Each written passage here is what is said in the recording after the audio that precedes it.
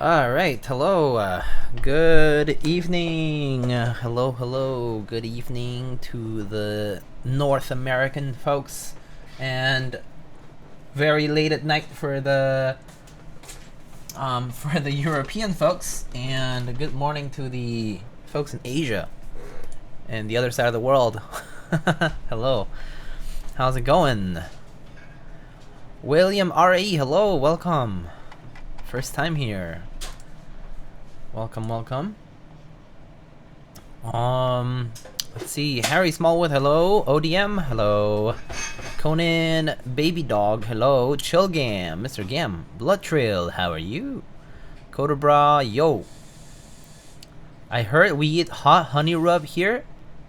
Hot honey rub? Haven't had it in a while. Long time. Nightwalker, hello. Dr. Killswitch, hola señor Dio, ¿cómo está esta noche? Estoy bien. ¿Cómo estás? I'm doing well. Thank you also, Mr. ODM, for the 51 thawking months. Not a thawy Tuesday today, but we're thawking. We're thawking. I'm thawking along at work though. I took my HHKB to work. Also, hello, Mr. Geo. How are you? The man, the myth, the legend? No way. None of those. Maybe just the man. Just that. That's fine. Anderly, hello. Conan, hola. Boy Abundance, hello. Hubert. W.F. Brown, hey. Wow, nice. Meze Albus, thank you. I like them. Pretty nice, actually. HKB at work, definitely the man. It's nice. It's comfortable. I mean, I'm glad they don't raise up a stink about having like your own devices at work. That's always a big problem, right? Like IT things. All right, so here we are. It's been a little minute since the last stream. I think I didn't stream this past whole week or so. So it's been quiet, I guess. And so today we have a review prototype unit called the ADAMAS by RAE,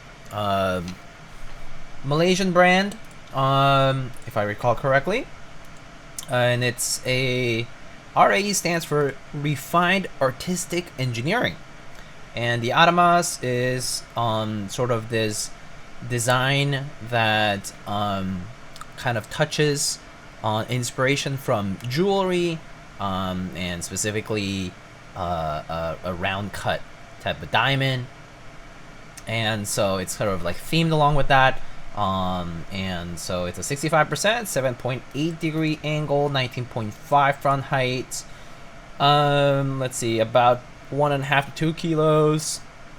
There's going to be several colors: McLovin PCB, hot swap, and solderable options. And then it's a top mount that uses a gasket as well to kind of support the sound profile for the board. Will come in 4 different colors. I'll have one to show here, and the group buy is happening pretty soon, this coming December. So, but you know, all that info you can find it on the Geek Hack thread. And so yeah. Oh yeah, so it's a Mustang. Mr. Laser, hello. Oh, that's a rare appearance. Mr. Laser, how are you? Nice board, thank you.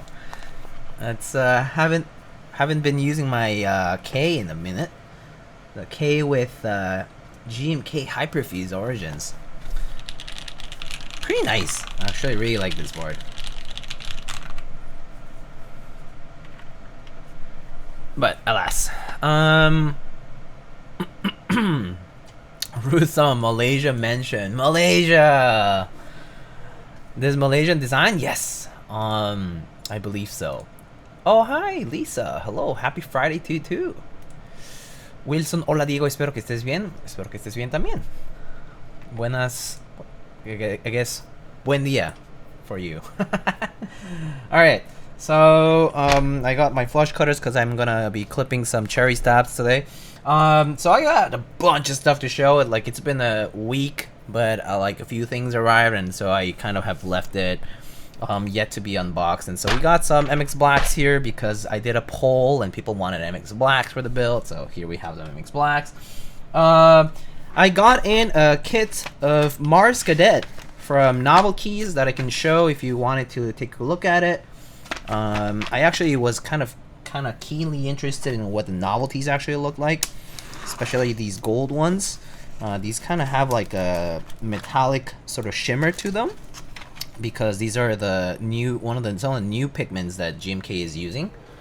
And so this is that like gold shimmer. I kind of wish GMK Lux was this, but you know, this is back in the day we didn't have that special pigment stuff. And so here we have these little Mars Cadet accents or like novelty sort of extra kits that have this nice gold pigment, sort of like a swirly metallic powdery sort of pigment. Pretty cool. Yeah, they look like solar panels. Yeah, so pretty cool. But Mars Cadet is a set themed with cadet alphas and sort of like uses these novelties, Phobos and Deimos. Those are the moons of Mars. It's you know, based on Mars, and you know, it's kind of themed after sort of like a space mission to Mars sort of deal. And it uses white, orange, black, and this like gold, right? And so I believe Mr. Mike from NovelKeys showed the set on their stream. So NovelKeys has their own Twitch streams as well. Like they have like their Mike calls it like office hours, I believe. And so I saw the set there, and I was like, oh, that's pretty cool. And so just picked it up. And so got a set of Mars Cadet to show. So it uses a nice light gray set, alphas wise, and then it kind of uses this combination of white and orange and white modifiers. So kind of an interesting combination. Definitely not for everybody. Like it's definitely something that like you either like or not style wise. Like some people just don't like the style of mixed modifiers like this, and this kind of goes bold and beyond, and so it does that. And so you got a very nicely toned like gray alphas.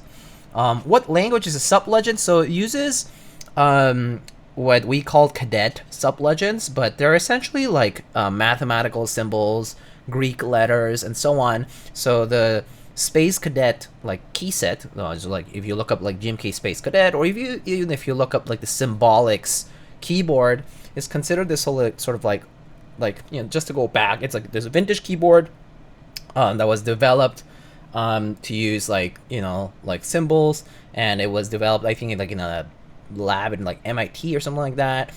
Basically it uses you know, mathematical symbols because, you know, it was used for input of mathematical symbols and programming when they're using this big, you know, vintage board in the lab. And so, you know, cadet sub-legends and are sort of like science and engineering sort of like based set of sub-legends, but it's been since adopted for, you know, modern use and just like aesthetics, right?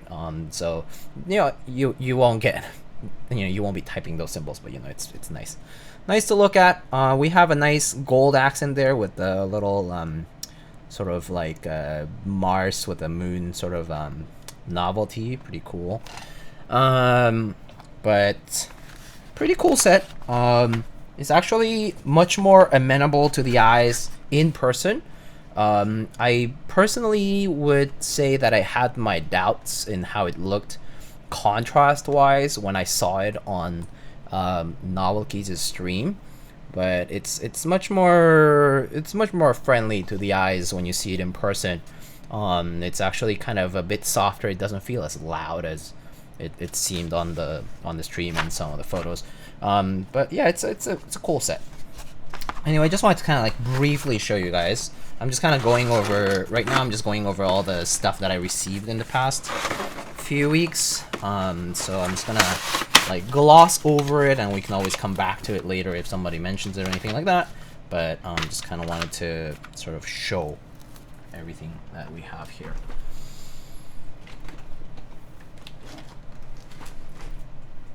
Okay, So from Drop, I also got a key set that I don't think we'll be using today because the color theme probably doesn't work.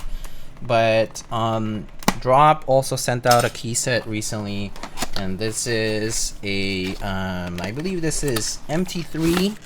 Yeah, that's right. MT3 Solarized Dark.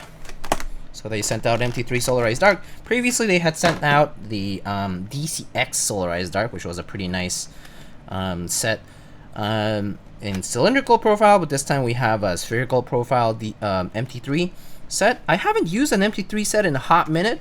It's sort of like SA, but a lot more scooped, as you can see. The font is nice and bold and centered, and you have these very, very heavily scooped spherical keys, especially in the home row.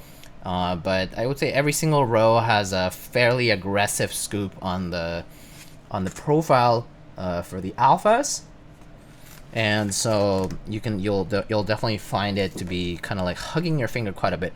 But pretty nice coloring. The Solarized Dark, honestly, you know, if you're a programmer and you kind of have seen other key sets as well. Oopsie, I totally broke that. Wow, I shattered that tray. Whoops, too much strength there. But pretty nice color scheme, generally speaking. You know, dark blues and like a light blue, and then a variety of colors. And so, you know, you kind of see that, you know, it's a pretty nice set in terms of how it looks. But yeah, I'll get to use it. I'll get to try it out at some point. I don't know when. Maybe when we have like a silver, like a blue, or like a gray keyboard, this would be a nice fit. Maybe even black, actually, because it's very dark blue on the modifiers here. Very nice bold legends. Alignment looks pretty good. I remember before MT3 had some issues with alignment. These are double shot. I think this is like I think this might be PBT. I'm actually not remembering what exactly they're made out of. I think this was PBT. But MT3, I remember the first die sub ones, from MT3 TTY, I think, Dev TTY. I remember those had some legend issues, alignment-wise, but I think these double shot ones look a lot crisper, so they look quite nice. Anyway, won't go through the rest of it, but we have more to cover. So MT3 Solarized Dark, we'll check it out at some point. We'll put it on a board, try out some MT3 someday again. But Drop sent it out. Again, thank you to Drop. Alright, last thing I have to show you that arrived from NovelKeys. Mr. Piggy on hello, how are you doing? Mr. Mason, how are you? We got a cute Ron sticker, but something that I've been excited to see as well is this project mat. I mean, I actually remember. Do you guys remember? There was like, what was it called? American Haptics, I think. Is that the right brand name? I think American Haptics was that brand that sold these like silicone project mats, like work mats, for quite a bit of money. And I remember I was like, oh, I always wanted like a project mat for the desk, you know, just to like not damage the desk mat. I use like a piece of foam for things, and you know, it's nice and all. It's very, very easily disposable, you know, all that. But you know, it's not like the best thing. And so I've always wanted like a nice and cheaper project mat. I mean, I know I've had like the hard ones from like Home Depot, like for cutting stuff. I've had like some other project mats here and there, but I don't like hard, you know, like the hard surface ones as much. And so I wanted something like this, like the silicone project mat here, for like soldering and whatnot. But NovelKeys finally came up with theirs, and they're selling this, and so I picked up this gray one. And so let's take a look.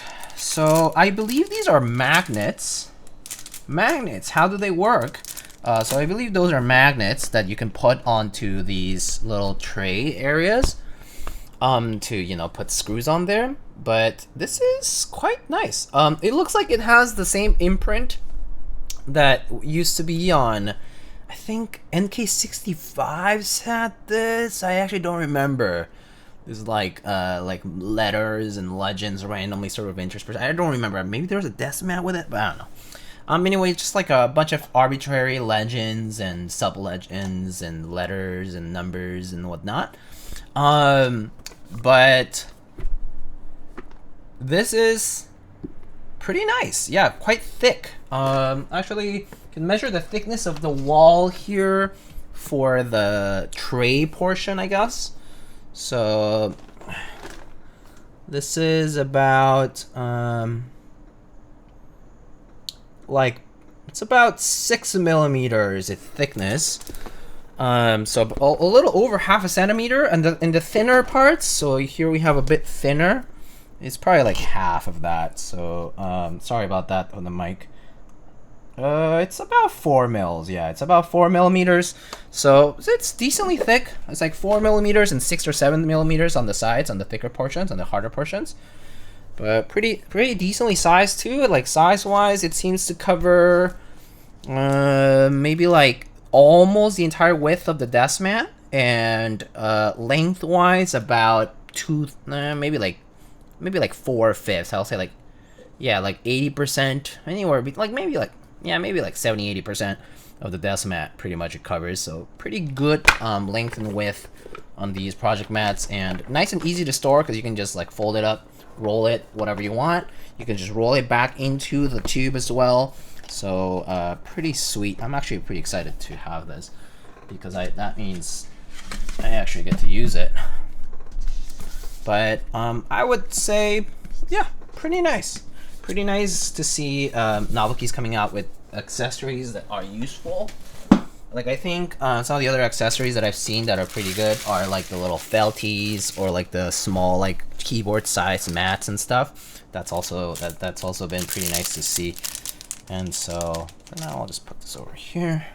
And all right, so we got our cherry stabs. Let's just get enough for the build.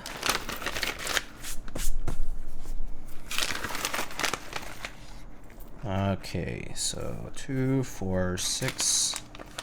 Let's see, I need shift, spacebar, enter, backspace.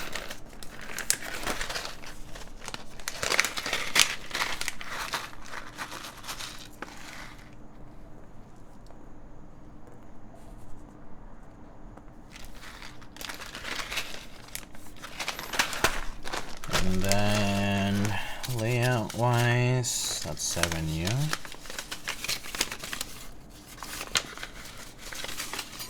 Gotta have a 7U. And there are 2Us.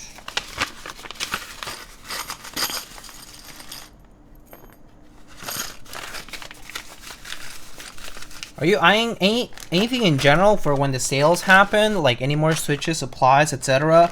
So I recently picked up some MX Browns from Divinity, from Keeps for All. I think they had a sale of MX Browns and a bunch of random switches. I picked up some MX Browns and some GAT Milky Top Yellows because I haven't used any of those in a long while, and I was like, oh, I kind of miss using some GAT Yellows. Cheap and good, you know, type of switches. I was tempted to pick up some ink, some GAT Ink V2 switches, but they end up still costing a decent bit, so I was like, it's okay, I'll just stick to cherry. So I didn't end up picking up any of those. Okay.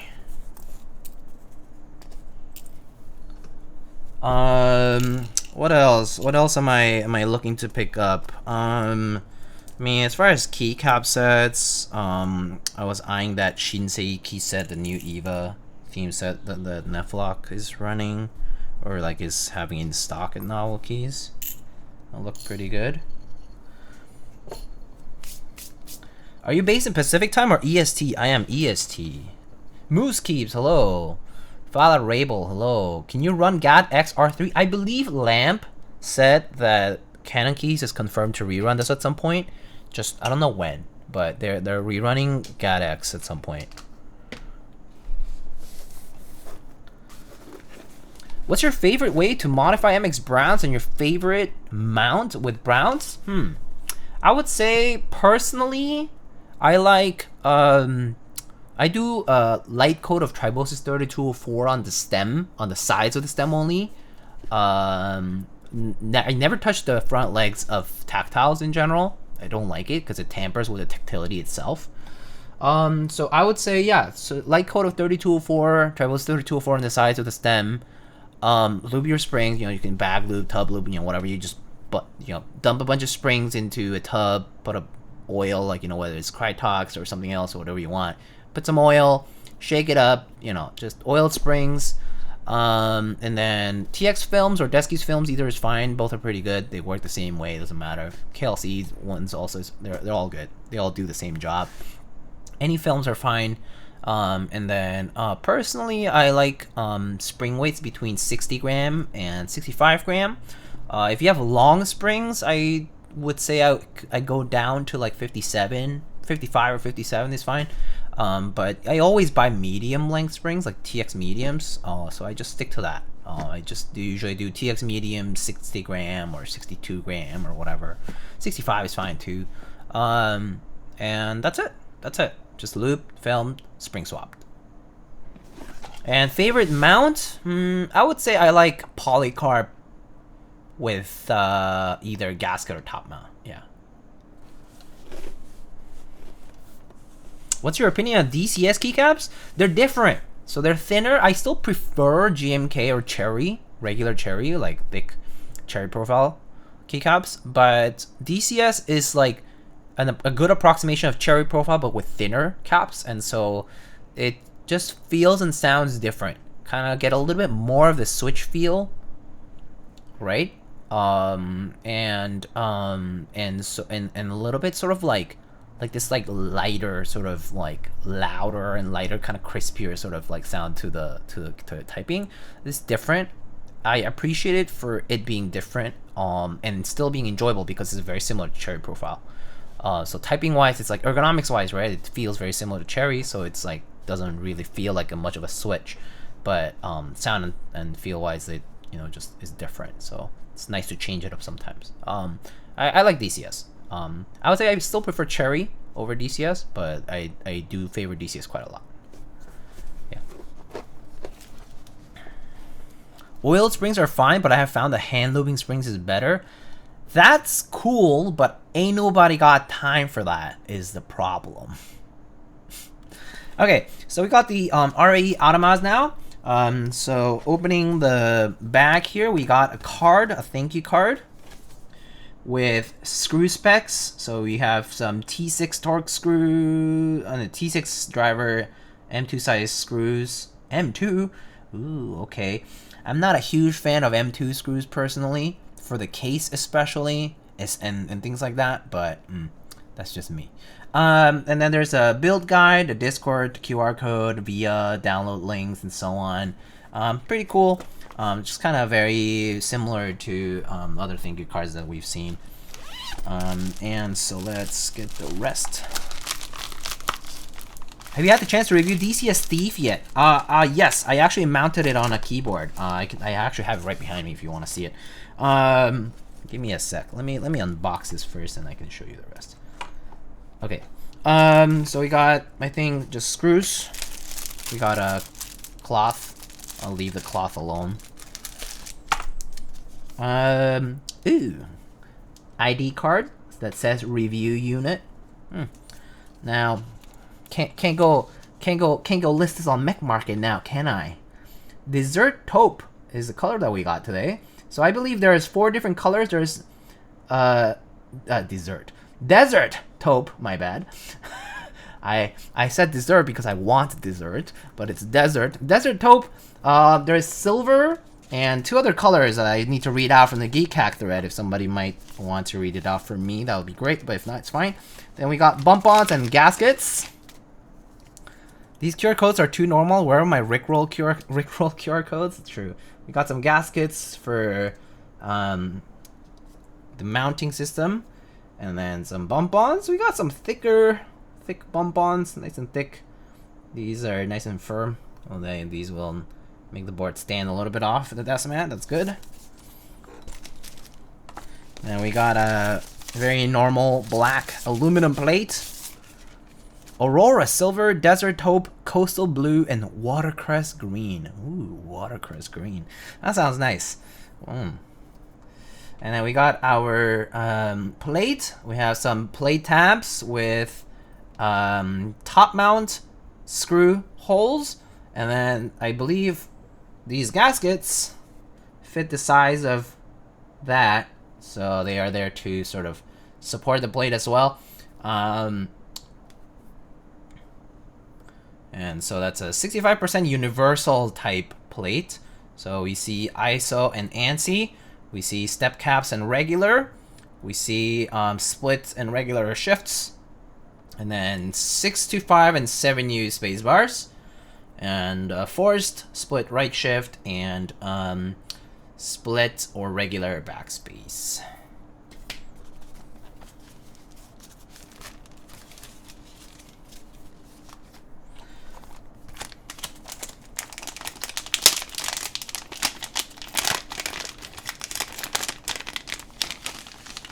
And we got our McLovin PCB. Ooh, that's a gorgeous blue. That is sweet. That's a very nice blue on this. Love that. McLovin Studio Z65 revision 1.2, 65% PCB. So, as you would expect from McLovin, very nice quality PCB here, based on the Z65. Has all the layout support that I mentioned earlier, and looks like it is solderable. Very nice. Look at that sweet solder mask with the perfect round cut diamond shape. Ooh, oh, look at that. It has different texture. One side is sort of like shiny, and one side is sort of like more matte. Ain't that cool?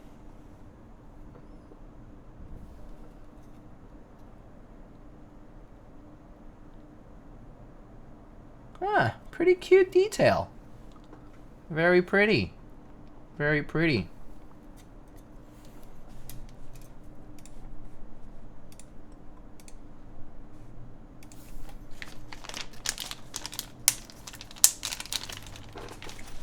Okay. And now we go off to the keyboard. Can you test if the texture change affects sound bilaterally, please and thank you? No.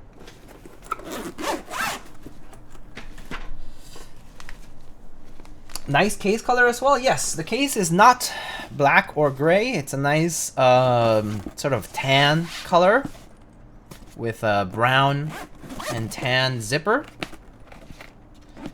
Handle on the wrong side, in my opinion. I don't know why the handle is on this side. I still don't understand case makers that make cases of this particular form. It's not that it doesn't work. Mind you, it works totally fine. But imagine this. Your zipper is halfway open or a quarter open. Something like that. It's on the side or something. Oh no, something hit it and opened up. Opened all the way up. And then you grab it by the handle without knowing and boom. Oh, everything falls and your keyboard crashes onto the floor and everything gets wrecked.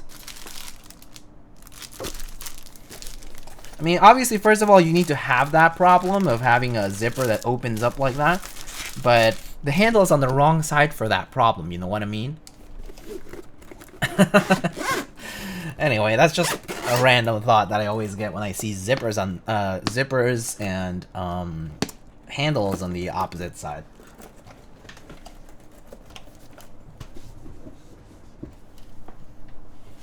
And everyone points and laughs. Yeah, perhaps. All right, we got a nice little baggy little string bag for the keyboard. Very cute. Has the RAE logo. Very nice. And then we have a rather perfectly packed. Okay, so if I recall correctly, I am sending this board out to some next person who is streaming this, their build of this board. I apologize in advance. This paper will not, I will not be packing this paper this way again. I can't do it. I'm not good at packing these things like this. So I apologize in advance to whomever is next. I think it's Alex. Sorry, Alex. Or sorry. I'm not repacking it like this. It's nice paper. I'm glad that I get to unpack it. Ooh, look at this premium packing paper.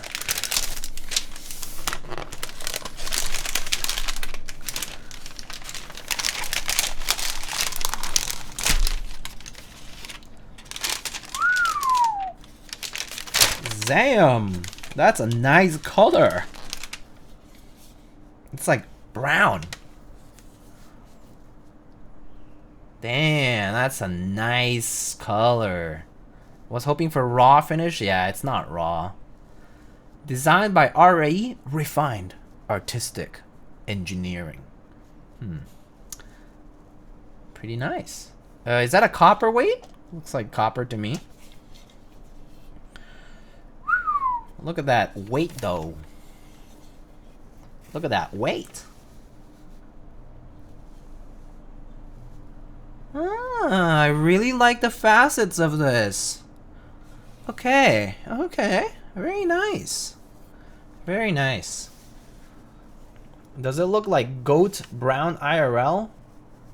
Yeah, look at that. Look at those facets like an actual cut diamond. Very, very cute. Very nice. Ah, very nice weight. Anyway, you know, aesthetic detail, of course. You know, if you're buying a keyboard for the premium aspect of it, and you want little aesthetic details like this, it's one of those things. Does look very nice, but certainly will serve no functional purpose. But alas. I'll try my best to preserve this paper, but apologize if I don't make it.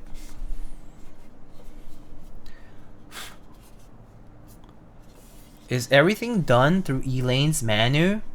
I don't know. I don't know. Well, I'll be putting on bump-ons now, just since I have it right here.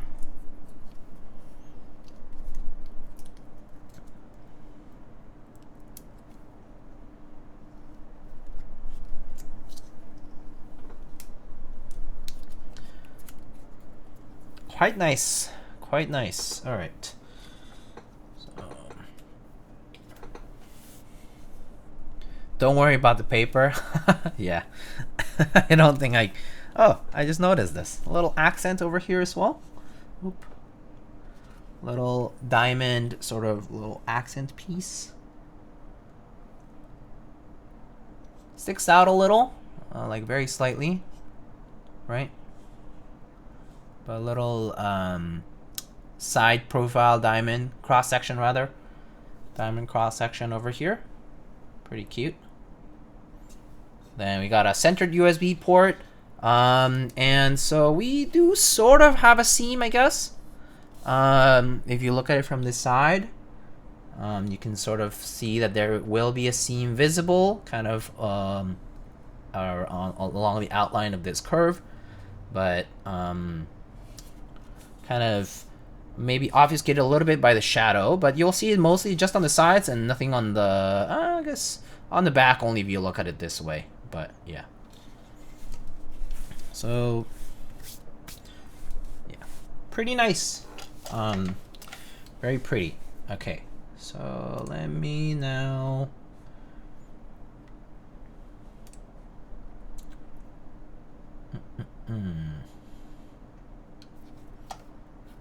Okay, so let's go ahead and I guess I'll just open up the case for now, show you what it looks like on the interior, and then I'll go ahead and just start with the build process.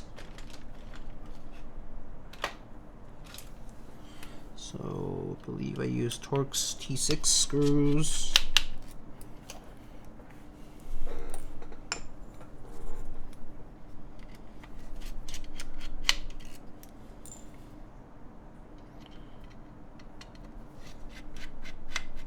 So one thing that is nice about using the same screws throughout the board is that you will only need one screwdriver to access every single screw on the board. So in this case, you know, it's all T6 M2 diameter screws. And so we got 4 for the top piece here. Right, we got 1, 2, 3, 4, and then we have these 10 screws or so for the weights, for the 2 weights, right? And then that's about it. I mean, and then I guess you have the screws for the you have 1 screw here for the little accent piece over here, and then you got screws for the top mount itself. And so let's take a look at the top mount positions. So we have 4 mounting positions at the top with the gasket positions as well, and then we have 3 mounting positions at the bottom. One is sort of like, where is this? This is maybe like where Alt key is usually, and then we have one sort of next to the blocker, so that'll be like a Alt or a function key here. And then near the arrow cluster over here.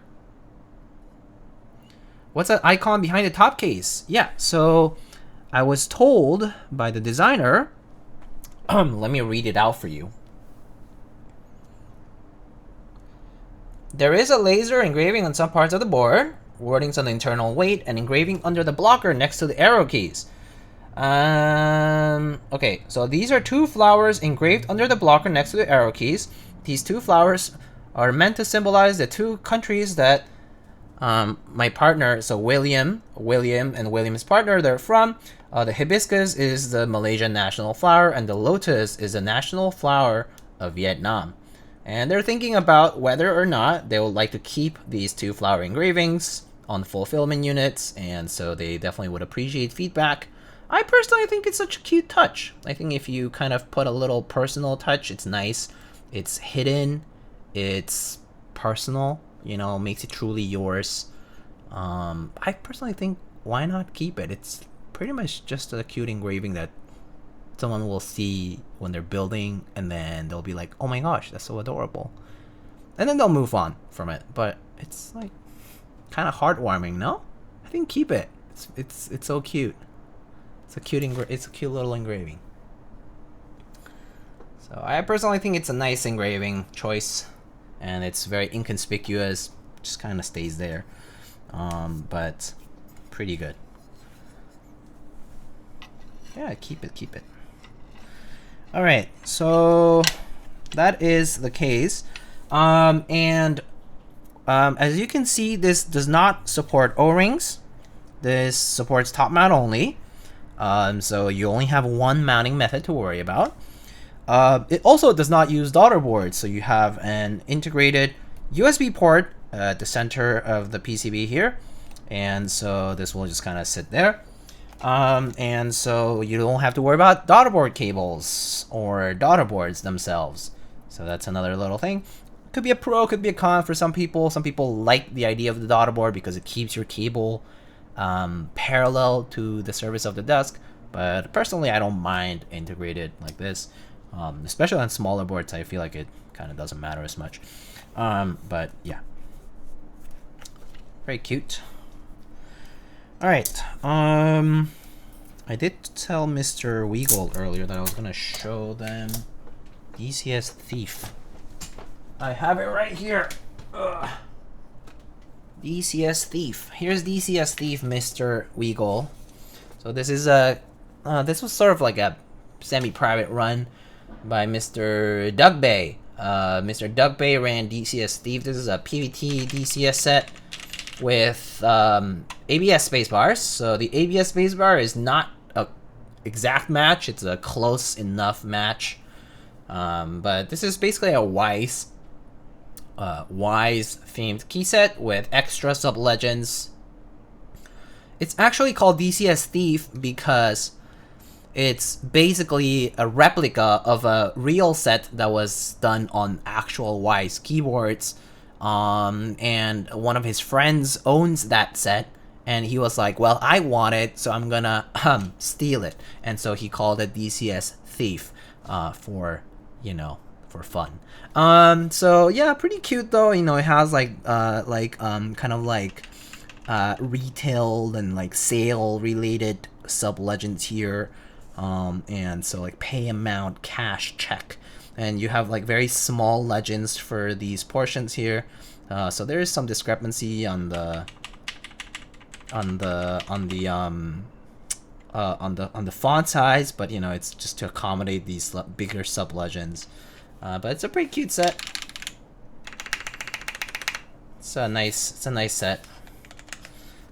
I helped proxy these from Signature Plastics, and so I got a set as well. But yeah, pretty nice. Isn't it like from a weird PC? Yeah, it's right. Probably from weird Wise, you know, point of sale board out there. So yeah. Okay, so that was DCS Thief. I personally like PBT DCS sets quite a lot. I think they sound great and feel nice, but yes, the problem is modifiers are always going to be an issue with DCS PBT. Signature Plastic is not like that great handling PBT in my opinion, and so for the spacebar, like having the ABS spacebar is sort of a necessity. I actually can't recommend anybody to run a full PBT set with full PBT long keys. To be honest, because we had that with happen with Deadbeats, and that didn't turn out great. Even if they were aware of it, I feel like it still has variance. So you know, there are DCS Delftware is also PBT, if I recall correctly. DCS Delftware. It was like was it ceramic or something like that themed key set, right? It was like was it like China themed key set? Not country, like ceramic artwork. I think DCS Delftware was also PBT. How's the board's anodized quality? It's pretty smooth, in my opinion. I mean, we can take a closer look if you really want it, right? But like the texture looks mighty smooth, and you know, I don't see any like big burrs or imperfections. You know, machining looks really straight, really nice. There's no like extraneous marks or burrs or anything. I mean, I've seen keyboards with like little like burn marks from like the screw tapping process, as well as the anodizing happening either before or after. Personally, internal marks I don't think you should care about much. Generally, no, because internal marks are somewhat inevitable in some cases, depending on where they're located. But if it were like excessive, maybe okay, sure, that might be a problem. If you can see it from the outside, bigger problem. But this is like a very extremely good case where you have very clean finishing work done. That said, it is maybe, you know, prototype and review unit things. You know, it might be, you know, designers will want to put their best foot forward, so they will send this a board that is pretty much excellent, right? This is like a pun into the diamond thing. They'll send the super ideal, you know, excellent, completely clear, you know, quality stuff, and so you know, but generally speaking, I think as buyers, it's better not to be too concerned over internal marks. But this definitely looks very, very nice, very even, no streaking. Very nice quality for sure. Let's see. General thoughts on designers who opt or do not opt to disclose their menus. I'll be honest. I think no vendor or designer has the obligation to ever disclose any of their business contacts. That's none of your business, basically.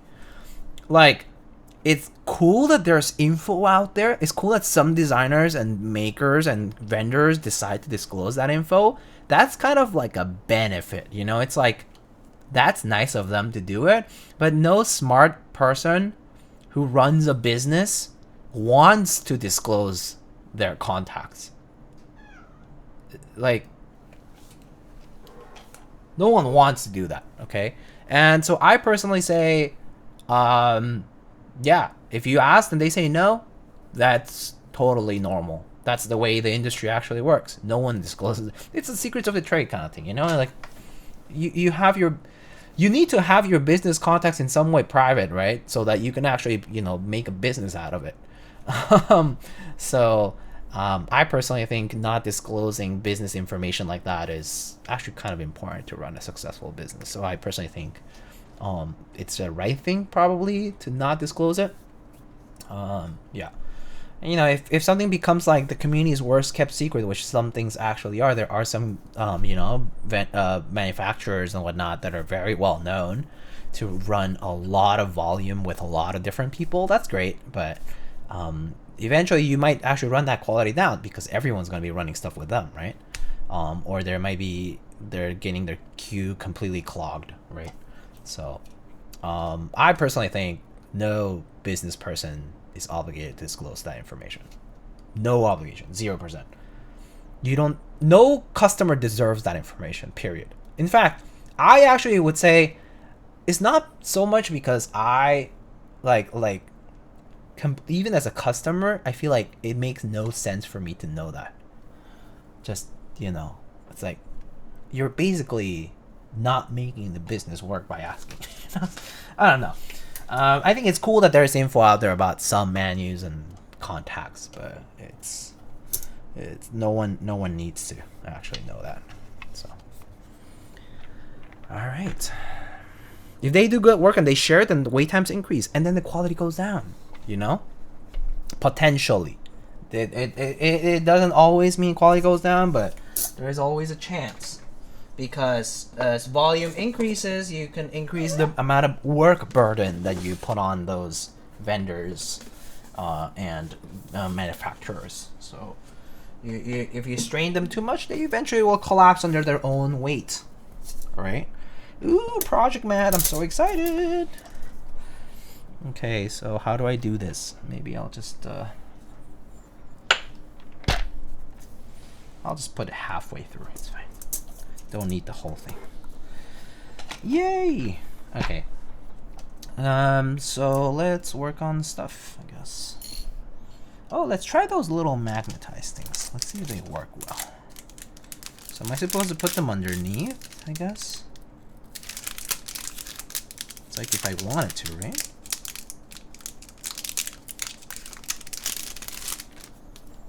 Ah. They're like shaped, cut and shaped for that. You can like put it, you can like stick it underneath, I guess. This has like a sticker. So you can like stick these wherever you want. But you can also, I guess you can also just place them on, right? You could even just like place them on like this for now. No harm, and then you can take it out later if you decide you don't want to use them again. You know, make them stick for the time being.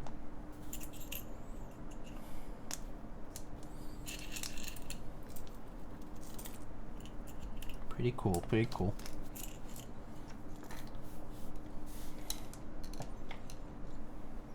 I'm not sure DDS has ever been a secret. Not at this point, no.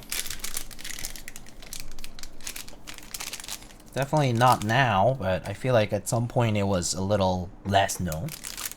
But I mean, yeah, definitely very easy to find too. I mean, it was like what, 2 Google searches to get it. So yeah. Okay. So let's get started. So where's my flush cutters? I actually just put them over here. Flush cutters, gonna, well, flush cut these stabs. Wait, are those magnet things permanent? Are these sticky things underneath to stick them to specific spots? Yes, you can stick them to specific spots if you want, but you can always just slot them in and take them out, actually. Oh, actually, it looks like, oops, I had 2 of them. But yeah, I mean, yeah, they have double, like, they have, like, the liner. So you can, yeah, you can unstick this, right? And it has 2-sided tape, right? And you can stick them to underneath or on top of these guys and leave it there if you want it. I personally think I prefer not magnetized all the time. So what I think I'm gonna do is I'm just gonna take them out and put them on like that to work with. Like during the work I do, I just like put them and use them as magnets so if I need them. And then once I'm done, I can take them out, put them somewhere else. That means there's a chance that I'll lose them, but it's okay. It's just magnets. Not a big deal.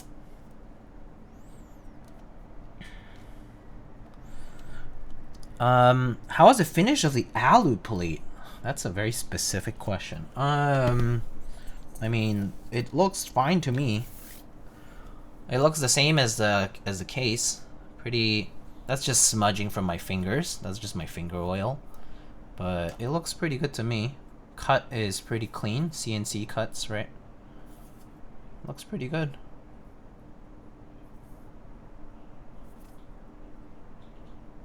Right?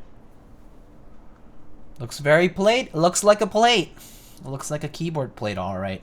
I'm sorry that all this zooming in and out might be making you dizzy.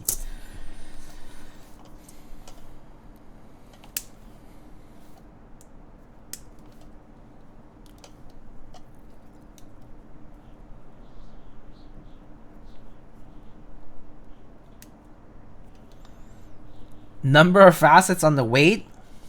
Fine.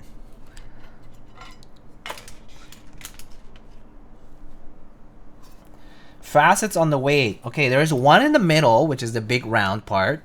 And then there's gonna be, it's symmetrical. So it's gonna be 1, 2, 3, 4, 5. Wait, hold on. 3. Yeah, so it's gonna be 3, 6, 7, 8.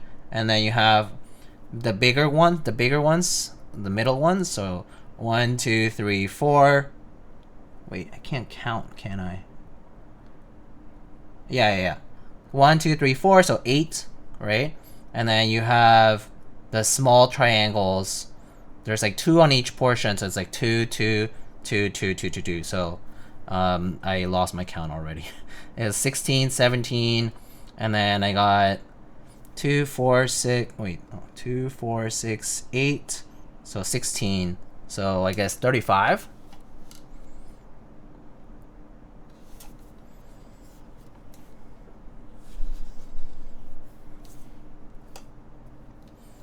No, wait, 33? I counted 16 first and then 17, right? So 33. 33 facets?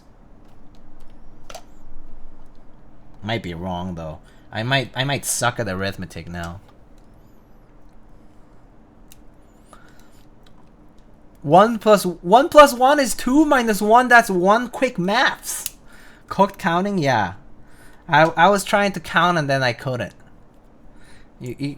As you can see, I fail. I would fail on the most basic things. Shame. Let's see how long I last with this job. What are your top 5 desk mats of all time? Okay, top 5 desk mats of all time. Sure, why not? I can answer that question. I like I think probably my top desk mat that I really like is the the brown paper cherry desk mat.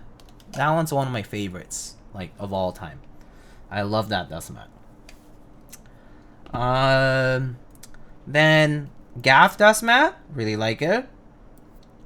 Then the Keyrung desk mat is really cute. The Totoro desk mat that CBB had, probably number 4. I don't know what my number 5 would be.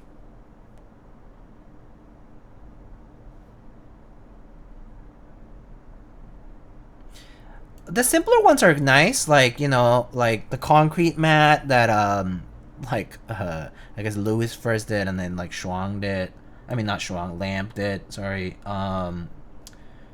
They're nice, but they're simple. But I think if for a design, I really like the Coco Goat desk mat.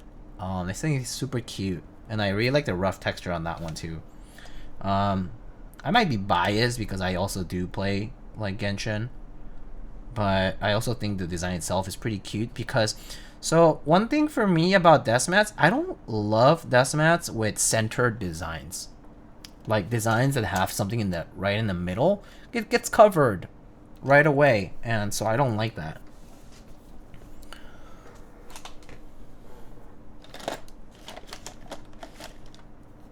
Did you say Qrem? No, Kirang. Kirang had this cute.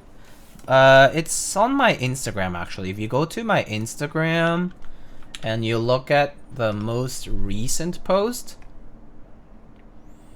it's the desk mat with the little bunnies. I think it's really cute. It's like the bongo bunnies. Let me see, where is it? Yeah, here. Let me show you. Where's my browser? There, it's that one. Oh, I forgot that this picture is not scaled, but it's that one.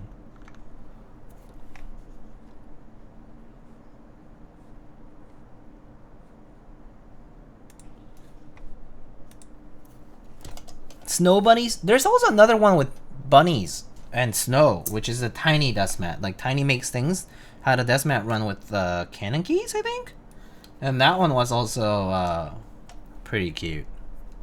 Big bunny and small bunny. There was like a smaller and a big one too. All right. So I've been using this Lube pen from Omnitype, right? Pretty handy. I have to say I do like how it's so. It's been just like less mess, I guess, because it's like I don't have to worry about having the 205 separately. But I think that does bother me a little bit about this particular brush is that it doesn't feel as flexible, and so sometimes like it's a little harder to access like smaller spots, but it does pretty well for what it's worth. I wish they sold them empty. Well, you know, this is a relatively cheap product, and so I feel like you could probably find the brush that is this. I mean, it's gonna look the same as this. You just need to find a supplier that has it. If I recall correctly, it's something like it's probably like something related to like cosmetics. So something that can load cosmetics and has this like ratchet loader thingy cartridge. Maybe like I'm pretty sure you could find something like it though. I feel like it's not like it's like a secret. You just need to find the place that has them. I don't know if it's easy to find, but yeah. It's not like it's not a new invention though, so.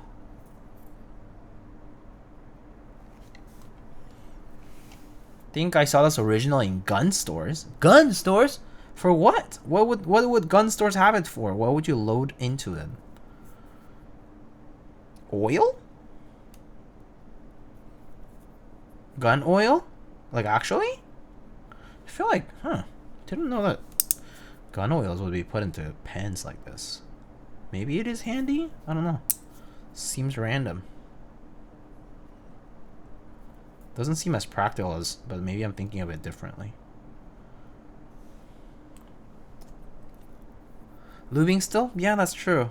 I mean, it is involved. I mean, yeah. Lots of moving parts for guns too, so. Yeah, I guess so. But, I kind of imagine this to be more in the cosmetics industry though. Like, in makeup or something like that.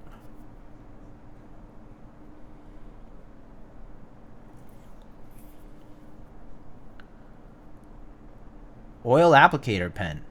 It exists. Okay, cool. That makes sense. I mean, You do apply quite a bit of oil onto gun stuff too, so yeah. It's like cars, guns, things with a lot of metallic parts.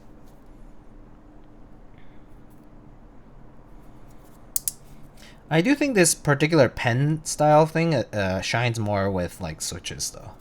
Right now I'm lubing stabs, but I do think for stabs I think a regular brush is fine.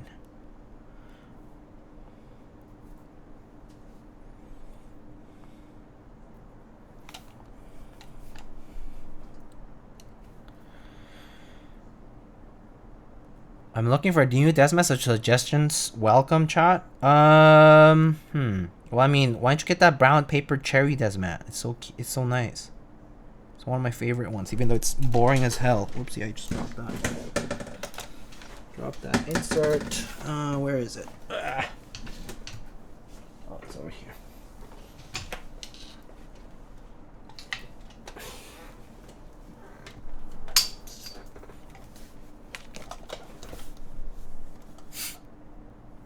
Are you an Arcane enjoyer? Arcane like the show? Yeah, I watched it. It's fun. Waiting to watch season 2.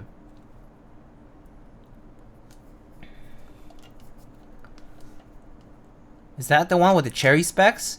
Wasn't that somehow Keycaps related? Yeah, so its first initial run was on Keycaps. So before iLouis 07, who is the guy who owns and runs iLume KB from Singapore, right? He actually first was running like these small things on Keycaps before iLume KB was actually a vendor thing. It's funny, but he and I go back because when he first put that IC and GB for the Desmats, he posted this like this particular Desmat design, right?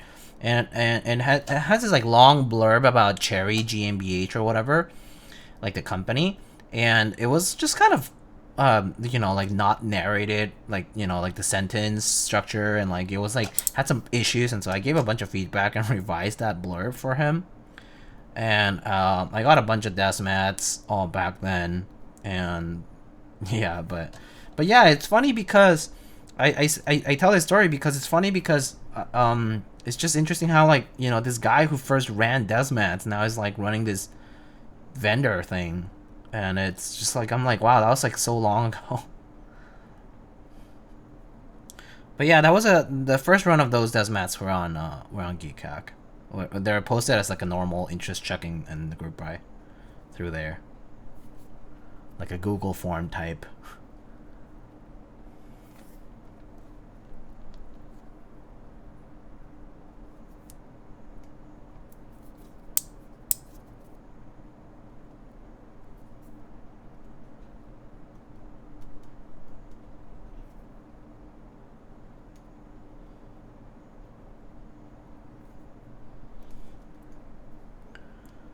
Rubber hose desk mats in stock now on KLC. Oh, those are nice too. Yeah, the rubber hose desk mats are pretty nice too. Definitely nice. Yeah, those are nice. The Othcart one especially I like a lot. That's the one with the colorful one, I think. That one's pretty cool.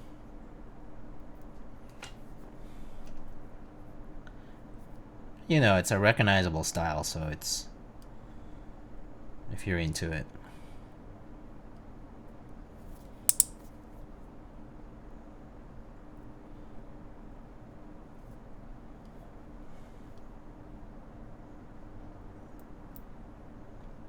Using the black rubber hose one now, one of my faves. Yeah, it's a good one.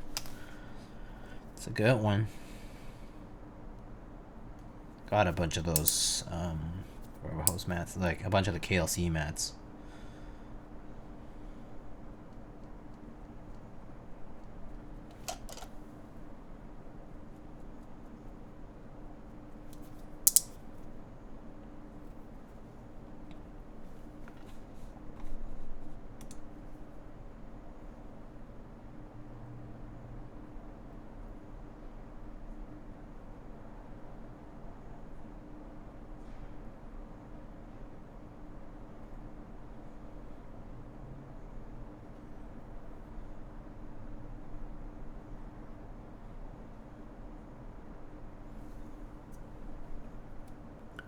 I'm hooked on the texture mats. Never use the smooth ones anymore.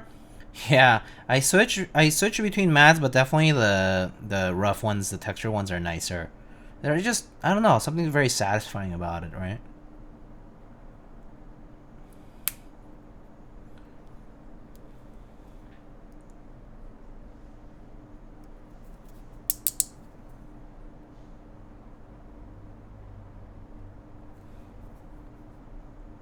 I love them. The rough texture mats.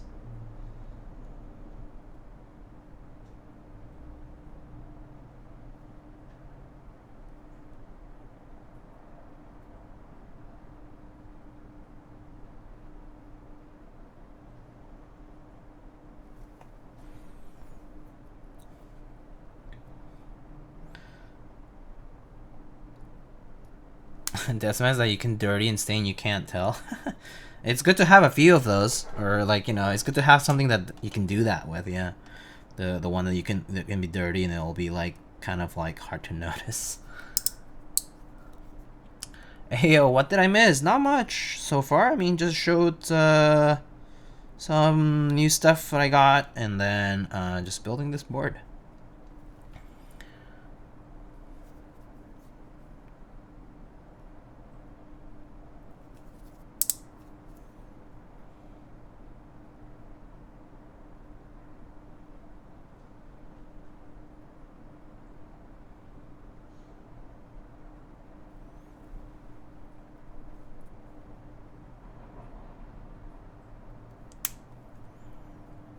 I want a white Deathmat Keycon. I'm afraid to even bring it out. Oh no.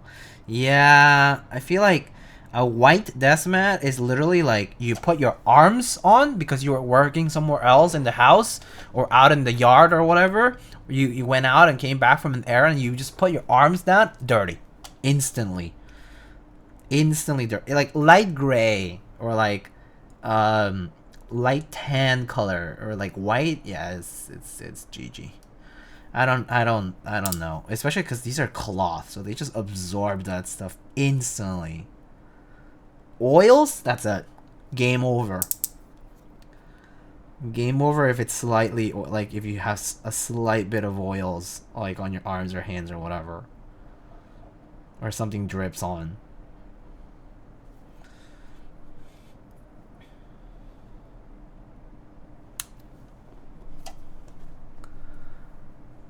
Okay, so that couch plastic for it.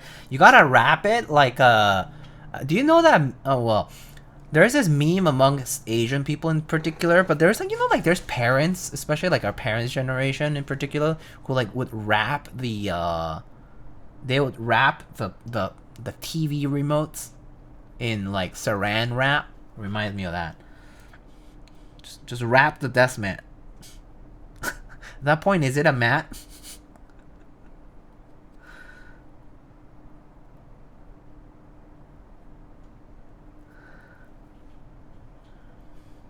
Full cover.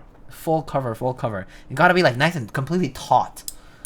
So it's like it's really like as if it was built into the mat itself. Perfectly taut plastic cover for your easily dirtied desk mat. And or TV remote, I guess.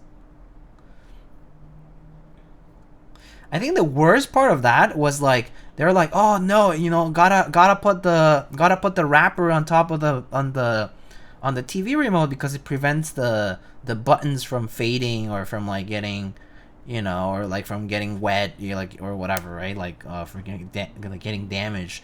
And I'm like you leave that for years, like you don't swap out that piece of plastic on top of the remote or whatever. That shit becomes the nastiest thing, right? Especially if it's like communal area stuff. I'm like, yeah, what's the point? You're not really protecting at that point. You're just like making it like a petri dish for wild stuff to stick on there.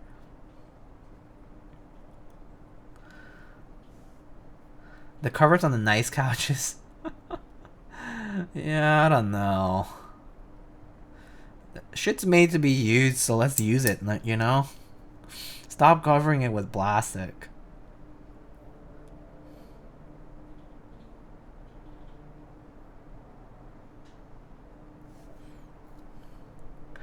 My dad got mad when I used the window buttons in his car because he said I wear.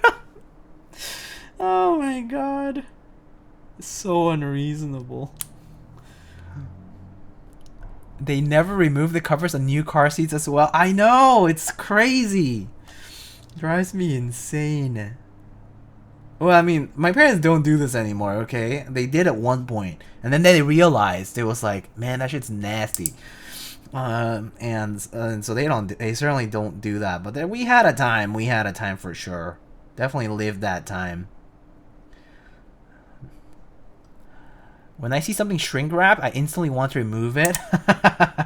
Yeah. Instantly want to just tear it open.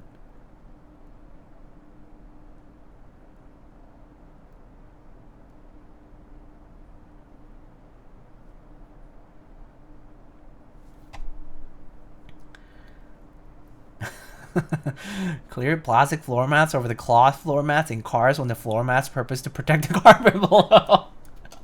So you're protecting the protection. Yeah, you know, extra protection. Okay. You know,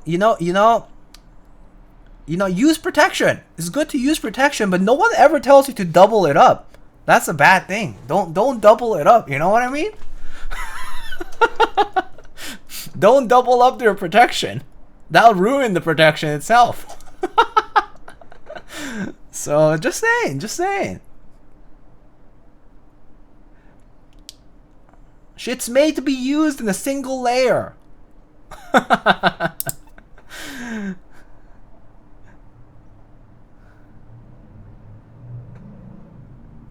You know how you were born.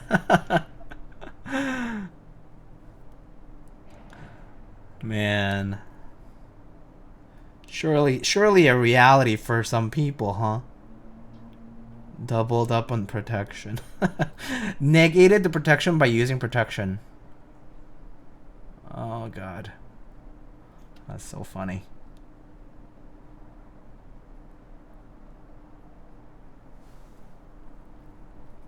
Cue Michael Scott and Dwight scene with the condoms. Yeah. So yeah, as you've learned on this totally innocent stream, don't double up on the protection. You're fine with one layer. Okay. Be safe though. Be safe. All right. Stabs.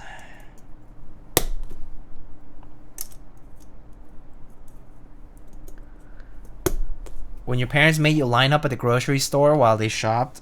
Oh man, there's a lot of stories that I could tell. Yeah. Oh man, parents really made us do all kinds of things, didn't they? I guess that's what kids are for sometimes.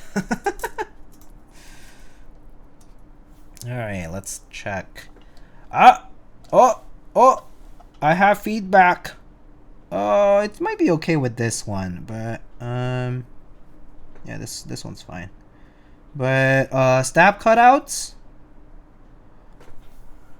are opposite on the enter key, Mr. William. Just FYI. South facing, north facing. Okay. I think it's fine on this because it has a universal cutout.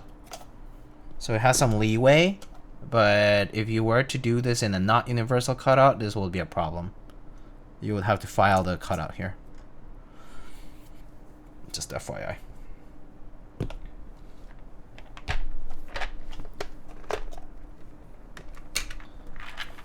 I feel like it's often overlooked.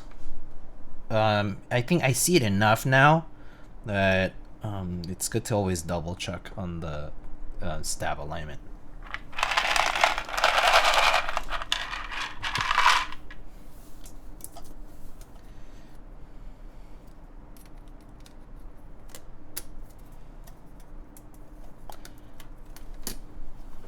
Yeah, I think it will be okay on this, just because it does have some leeway. But yeah, I think that this one's fine.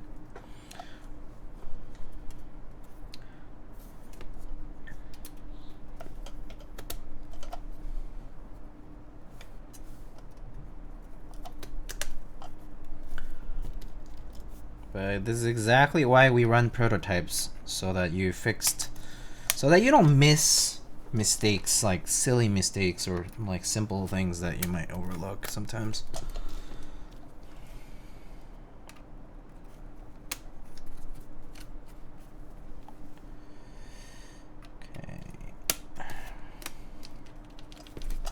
Good old boring MX blacks, as we do every so often. So for those who are new to, or actually for those who might not be like active in my Discord server, I've recently implemented a polls role, like a role that, you know, that's pingable, that I ping when I ever ask people for feedback or something about the build stream that's coming up, like maybe like a selection of switches and things like that. And so today we actually selected MX blacks because that was the selection from people who voted, but they'll be in the announcement section. And so this board didn't come with like a bag of switches, and so we have the choice to use different switches. And so I was like probing people if they want MX blacks or MX browns or clears or long poles, and MX blacks won this vote. I know for the Tomac 79, which is one board that I will be building this coming week. I'll be building that this coming week from Syrian Industries. That one I'm building with MX browns, also a result from the poll.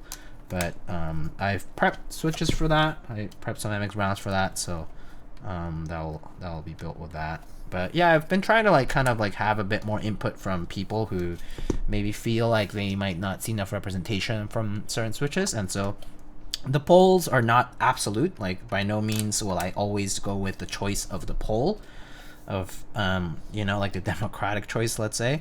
But it's also a way for me to gauge sort of like if people still wanted to see some other specific varieties.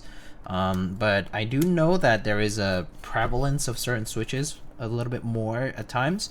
Like for a while, like, HMX switches were very big, so a lot of people were building with them. But now, like, sometimes you circle back to like MX blocks, and so like a lot of people might be building with just MX blocks, right? So I always try to look out for things like that, but sometimes I might not catch it, and that's kind of why I start to ask more questions and have people participate into it. MX Blues build, when we could maybe try MX Blues. I do have a bag of MX Blues somewhere, I'm pretty sure. Actually, I did see a bag of MX Blues today, sometime earlier today. Maybe one day we'll do clickies. Yeah, why not? Although the only problem with clickies is that it's not representative of what most people will build with, and so it always ends up being a little tricky to do a clickies build. But maybe one day I will.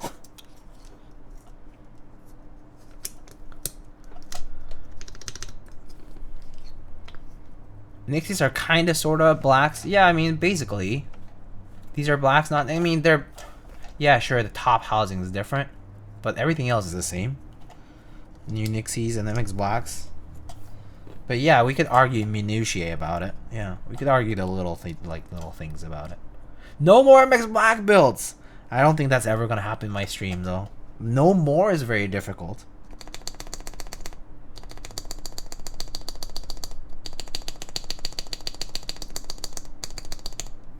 What would it take to offer a poll to choose the switches of a client build? Oh, very unlikely. Because the problem is this. Clients pay for my time. And so if I build something... if I build something with something else that's not something that they want, and then I have to rebuild it with the thing that they wanted, it's more time expense, which for me, like, I'm okay doing that for free in a way, right? Like, if I have the time, I'll just do it, right? Like, it's fun. But I feel like it might feel like the only problem for me is that it might feel if obviously we'll do it with like permission, so to speak, because it's like a waste of time for somebody else to like see that your board was built, but then it wasn't built with the switches that they wanted.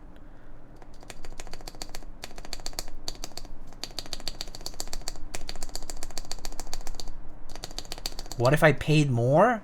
I mean, I'll ask, and if they say yeah, get that bag, then sure,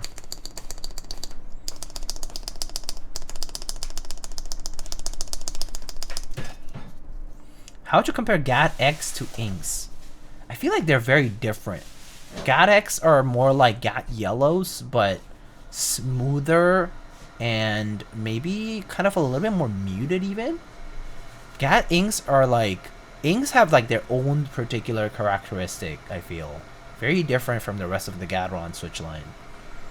CJs, GAT inks, maybe like Oil Kings and inks and CJs maybe are a little bit more similar to each other, but GAT-X are more similar to regular milky top yellows or, you know, black Gaterons. Got it. So if someone commissions a hot swap build, you run a poll? I could maybe do that. Assuming that they're okay with it, yeah.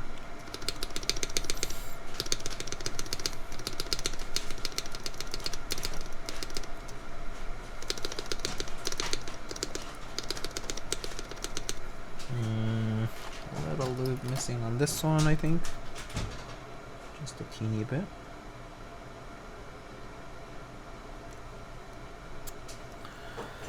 I'll instantly buy some GAT-X's right now. I think there's been people who have been clamoring for some more. Yeah. Okay. Mr. Reborn, hello. 47, hello, hello. Thank you. And welcome back. I hope you're doing alright these days. Taihao APC Blues only. Oh man. Taihao APC Blues. Good times. Yeah, no more mixed blacks. Switch to reds and go wild. I actually do have a bag of MX reds around. I have a few batches of MX reds. Pretty good, actually. I mean, just about the same.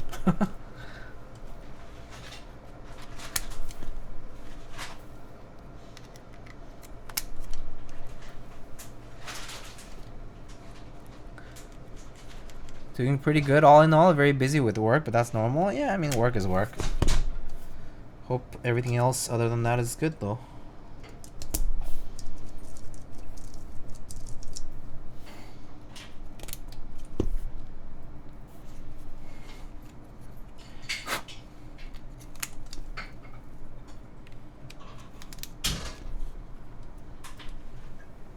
Speed Silver's 20-gram short springs only. What the F? Wait, wouldn't that just like actuate, like you go like and you just actuate 20 grams? Super, like you just like lay your hand on top and you just like press. I forget how, what was GAT clears? Gateron clears are like 30, 40, I don't even know. Very light. Maybe even, I don't know how light. But very light. I don't remember it being that light though. I'm working right now? Oh, dude.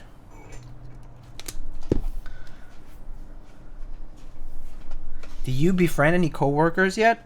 I've talked to them. So one kind of nice thing about the place I work at is that they make new employees do like one-on-ones. Just like meet everybody sort of thing, like a meet and greet with people.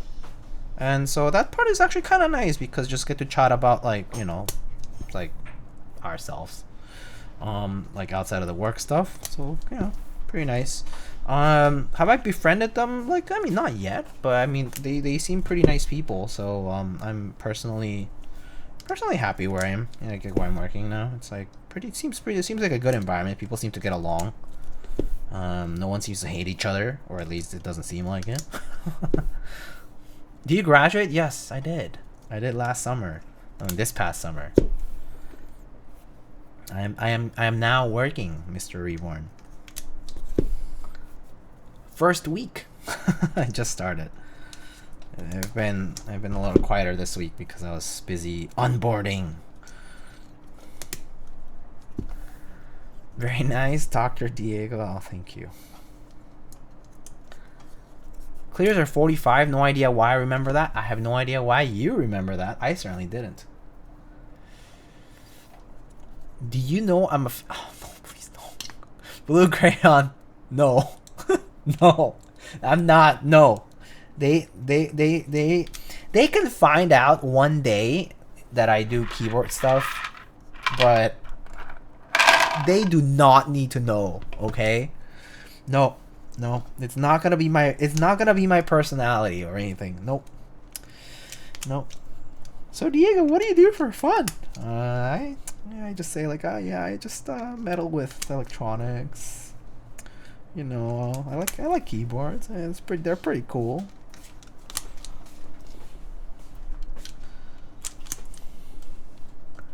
Oh, my job knows. I mean, I'm sure you made it known, but I'll take my time with it. It'll be obvious though, because I already have a board there, like a very foreign-looking keyboard there. So yeah, they'll know soon. Do you visit Malaysia before, Diego? I have visited Malaysia once in my life, and it was 10 years ago. I went on a just like a solo trip to Malaysia for 3 weeks. It was pretty fun. 10 years ago. Do you bring your key code number 1 TKL into work? I actually ended up bringing an HKB because I wanted something compact, but maybe later on I'll bring in like a bigger board. But for now, I think a 60 is pretty good for what I'm doing. I'm actually not like at the desk all the time, so I figured it wouldn't be like super necessary to bring a bigger board. So for now, just for typing needs, and 60% is pretty good. Yeah. Have you ever bought a keyboard as a gift for somebody else? Yes, I have. I have bought, built, given, etc. Keyboards for people. Yes, I have. Many times.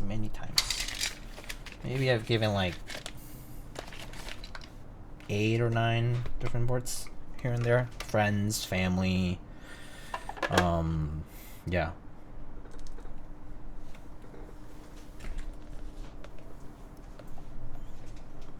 Does your HHKB at work have vintage 1996 West Japan 45 gram domes? I actually don't know where they manufacture HHKBs, but maybe it is West Japan.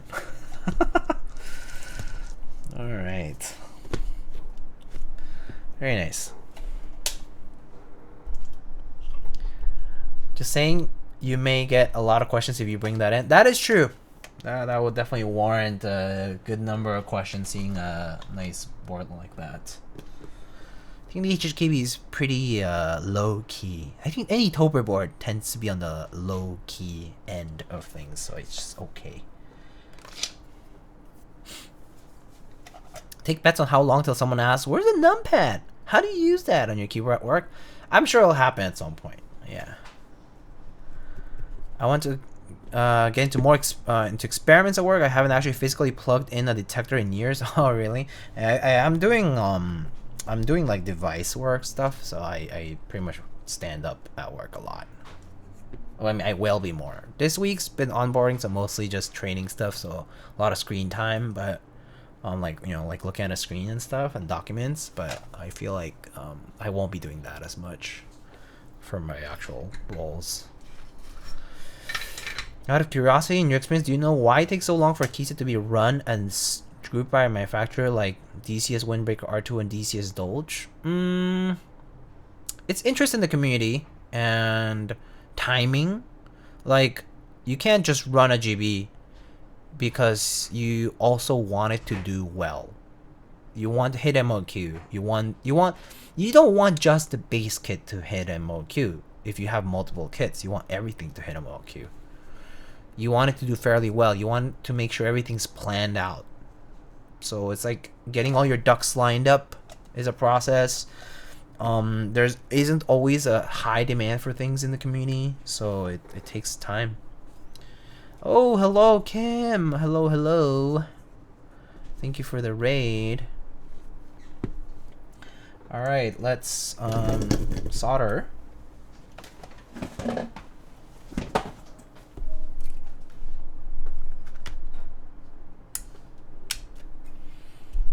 I suppose it is easy to overestimate numbers and demand. Yes, it is very easy to overestimate demand. I'll tell you what. In the community, the first hobby for people in the community is to collect and use keyboards and artisans and keycaps, and right. The second biggest hobby amongst hobbyists in the community is to complain. We love to complain about stuff.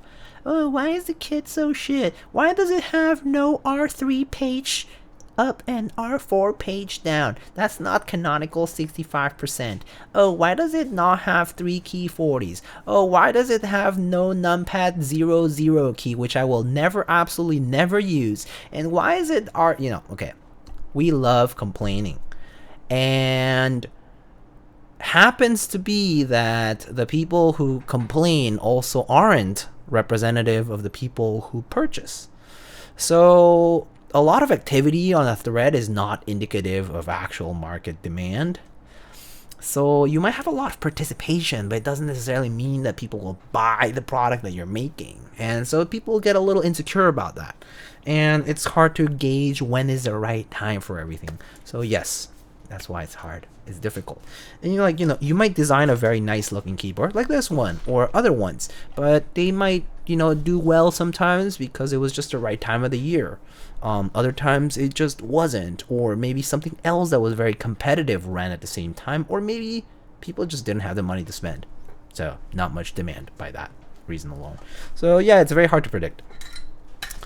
Oh, happy months. Hello, Kim. Thank you so much for the 8 months sub.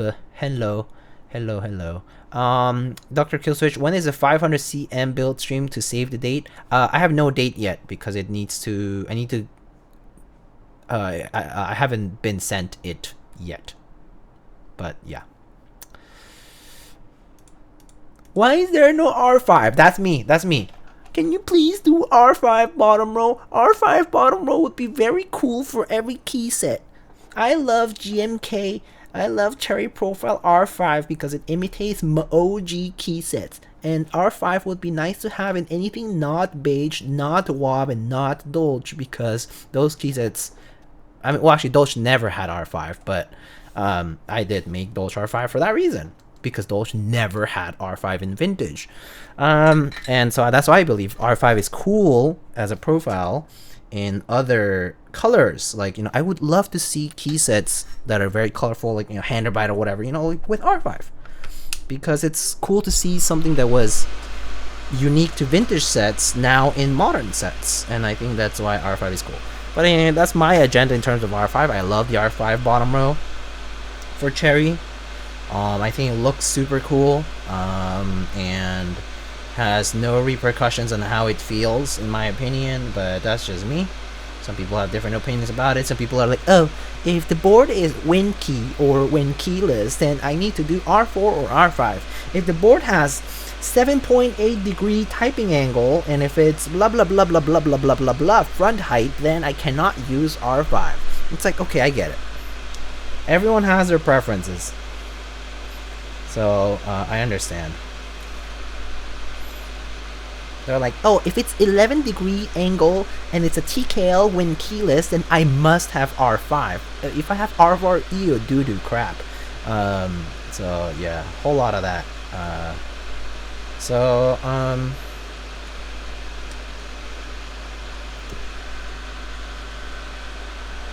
Just R5 all the sets, yes.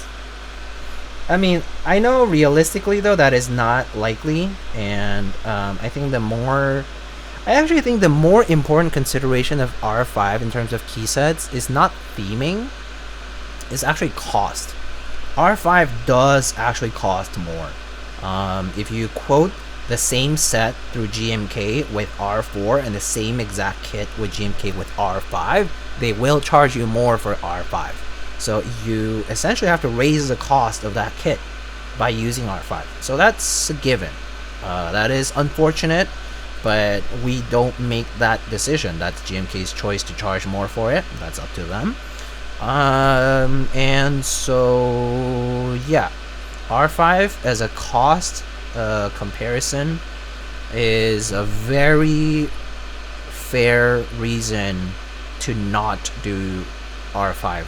Because, you're maybe outpricing certain people if you have a certain kit. So and there's also like the kitting does change when you do R4 versus R5, for example. R0 and R1, that's even worse, I think, with all the 1U keys that you have to do R0 and R1 with. Because R0 and R1 is a bigger issue because you get like the numro FRO difference, and so you know, you need to provide extra keys in R1 and whatnot.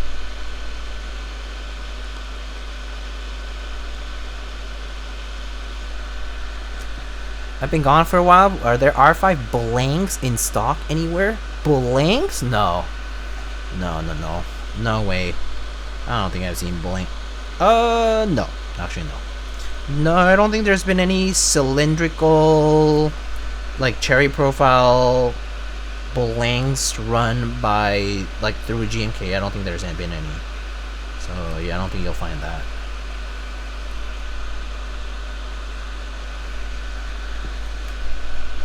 I agree they should bring back server rack profile.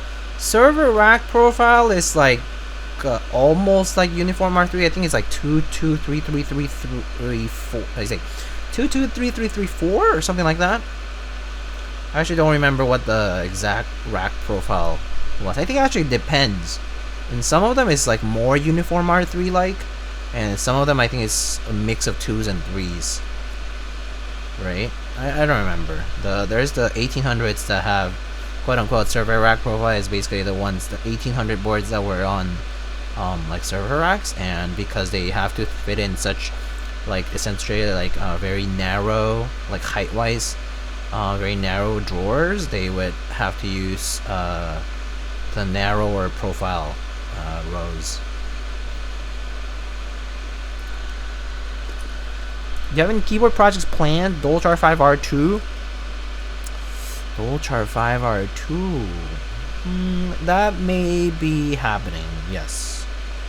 Dolchar 5 may have a secondary run at some point in the future, yes. I've been bringing that project up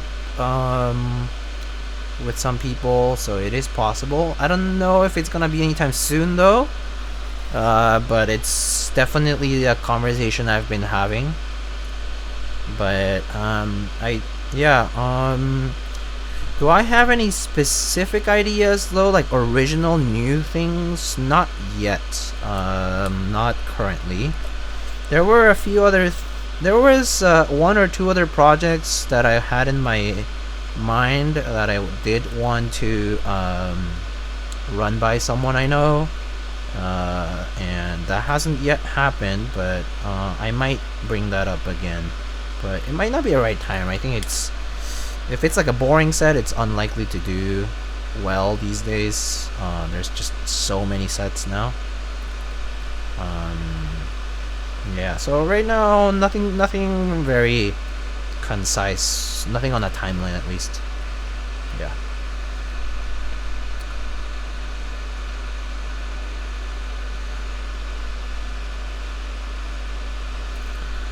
Dolchar 5R2 with the correct nav cluster, Diego. The kitting would change as well. I think the kitting was going to be more similar to Blue Alert R2 in terms of space bars, in terms of some of the modifier choices here and there. I will change them back. There's a few things here and there that I would want to change if it were to happen. Yeah.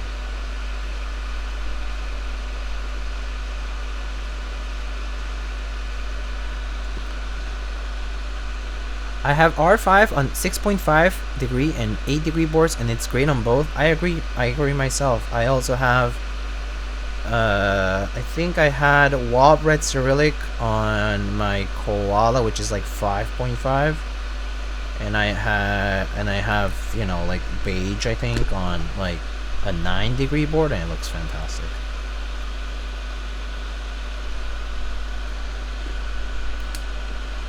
Do you ever want to do a mono Skitex-esque mod kit? No, not really.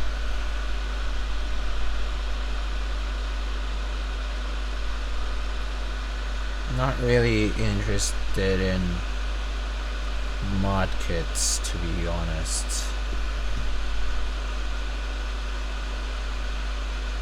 It's a little bit harder to do a mod kit, to be quite frank with you.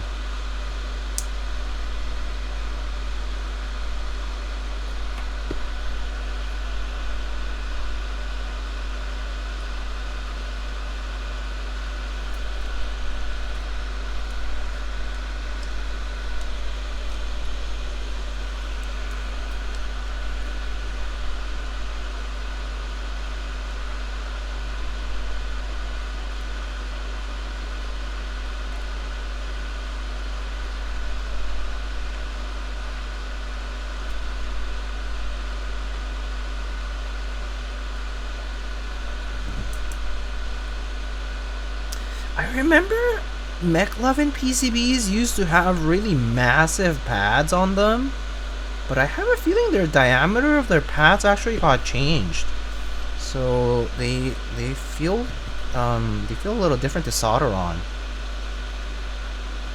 They've been really nice with their PCBs lately.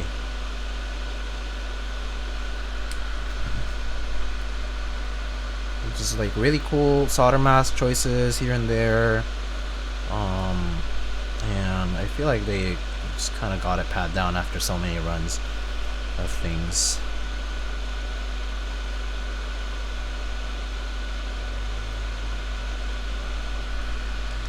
What was for dinner today? Dinner we had nachos, like the Mexican taco truck type nachos, so like the you know, like chips with like veggies and cheese and salsa and like avocado and I think we had chorizo in it. We had chorizo in that, and then we stir fried some veggies, did some stir fried cabbage with garlic, and did a cucumber salad with vinegar and garlic, I think. A lot of garlic. Yeah, just nachos with meats and some veggies on the side. I love garlic. There's never enough garlic, dude. I love garlic so much. I just buy garlic by the big bins. Like we get like the big bins of peeled garlic and just like use a food processor to get them minced, and then just store it in the freezer so it's like ready to use right away for like everything. I mean, obviously it keeps them whole as well, but the majority of that like few pounds of garlic or whatever just gets food processed and stored for use for cooking. So like, you know, anytime I like get the walk out to cook and stir fry something quick, you know, it's just right away ready to go. Diego confirmed Vampire Slayer. Vampires are cool, but garlic is cooler in my opinion.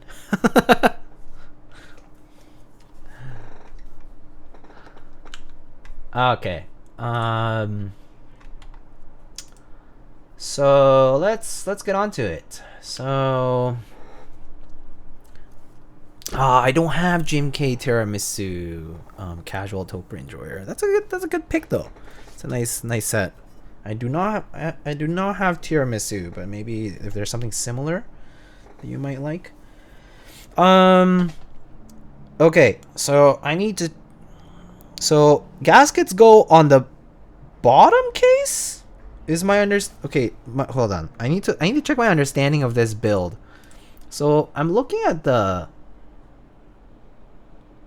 renders here. So are the gaskets on both sides or on?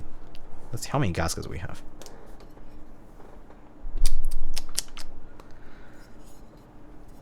GMK key I do have. Cafe I don't have.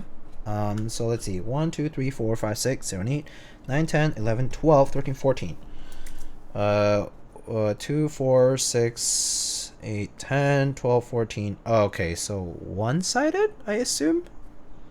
So it's like top mount with a gasket. So they go on the bottom case, I assume, because otherwise the screw wouldn't really go. So yeah, bottom case only, I assume.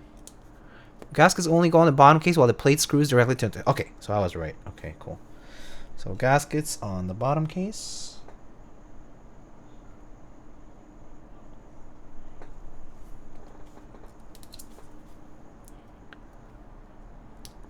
Terror Below works too. Damn, man, I'm being named all these sets I don't have.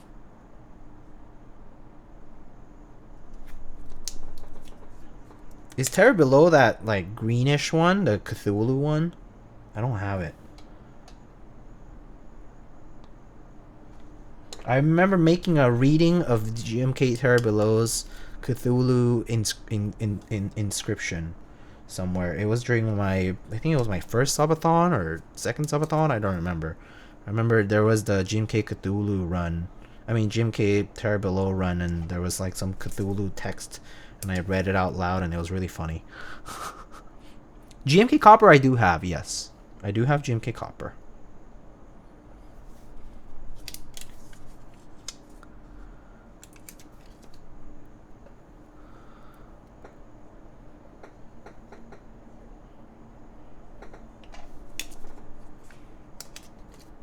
GMK Copper works? Okay. Sounds good.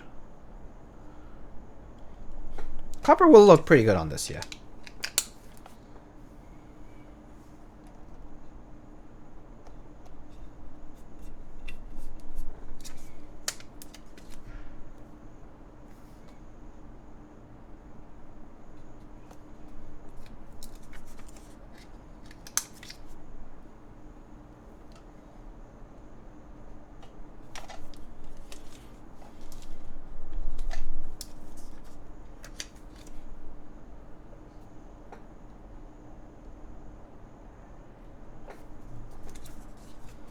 So the gaskets are nicely shaped, so they kind of fit the exact contour of the cutouts on the bottom, so that's nice. Easy to align because they're also smaller.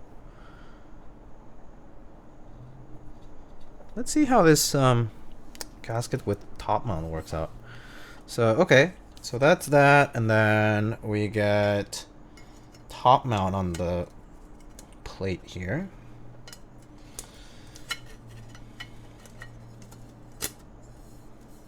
So let's mount it up. Where did I put those screws earlier? Right here.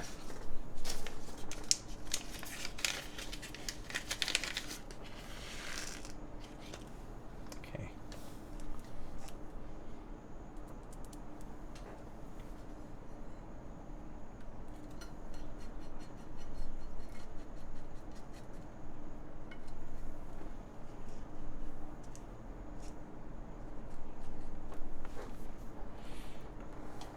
Hold on, let me see. Are these screws all the same size? I think they are, right?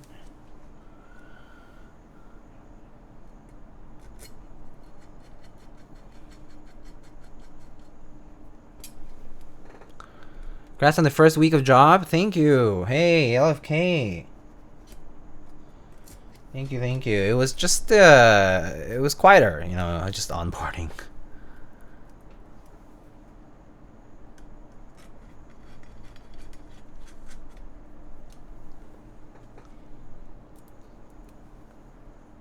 Please use the blue accents too if you go with copper. I think that looks mixy. Okay.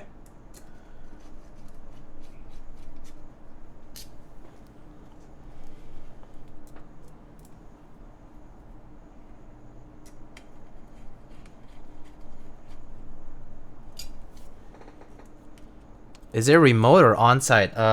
It's on-site for me. I go in 4 out of 5 days.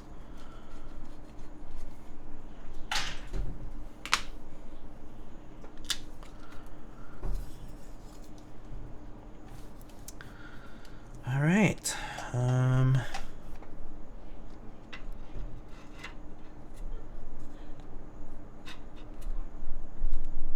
Oh, I can feel the gasket sort of like shoop, nice and cushioning. The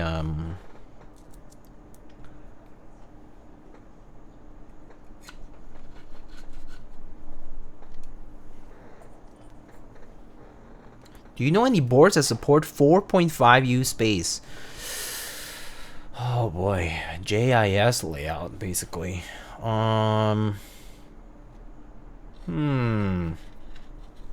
JIS layout. Unfortunately not, no. I feel like you would have to get a JIS board already. Maybe you could get like a Leopold and rebuild it.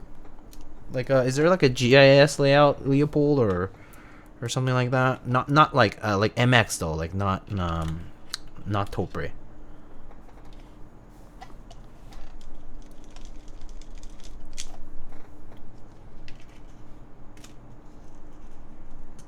Safa? Really? Oh, that's kind of neat.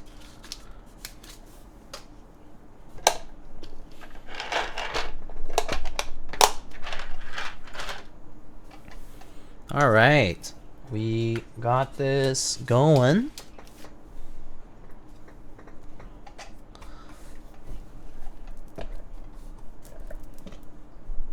Safa supports JIS? That's crazy. That's so cool, actually.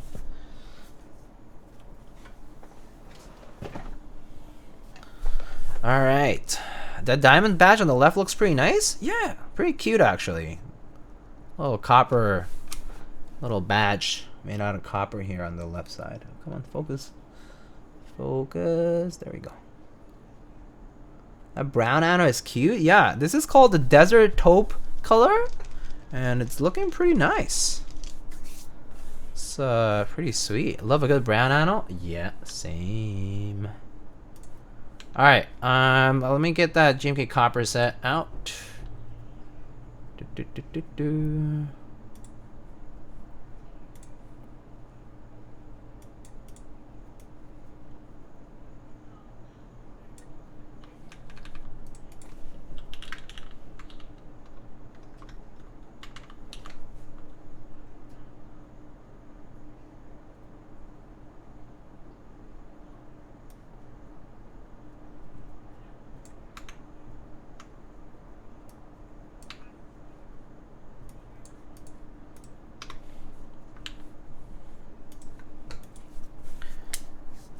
Dessert taupe.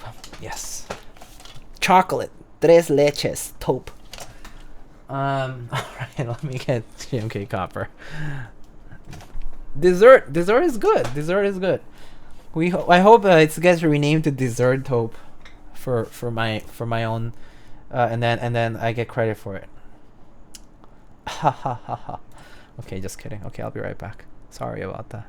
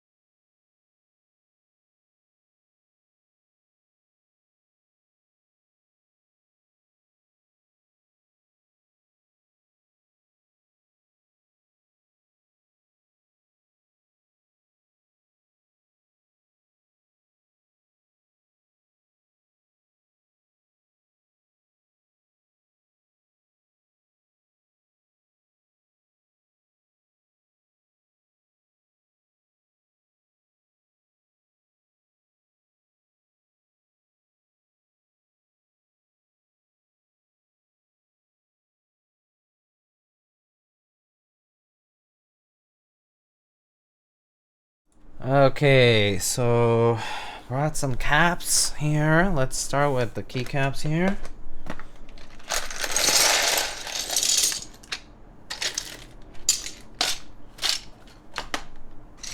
So we got some of the novelties. Start with the space bar here. That's 7U. Yeah.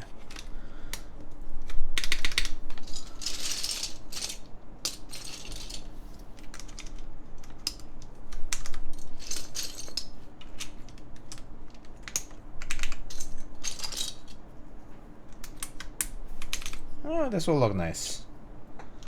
This will look pretty nice.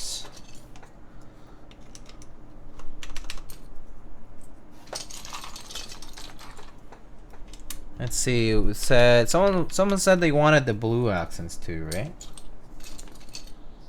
You could try some. Let me see what the maybe the novelties could go well with this. Could try the enter maybe.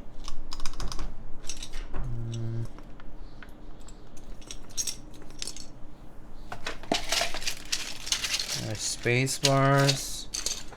Or should I do arrow keys instead? Arrow keys does sound kind of nice too. Not sure. We'll decide as we go. This matches pretty well though. The board color and copper.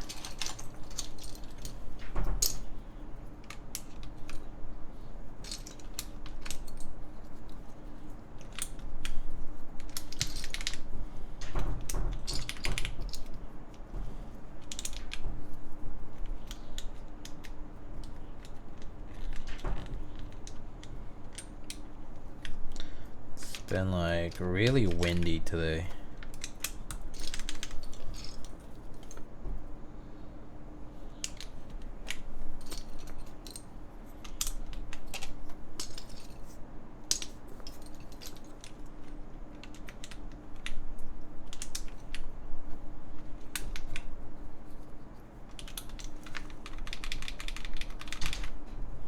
A resin matching the enter? Okay, so like a tealish. Can try. Okay.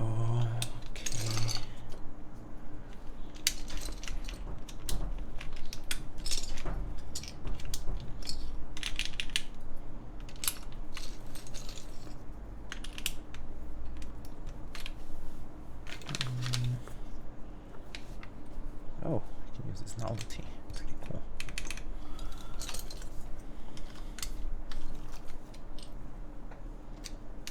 So that means regular arrows.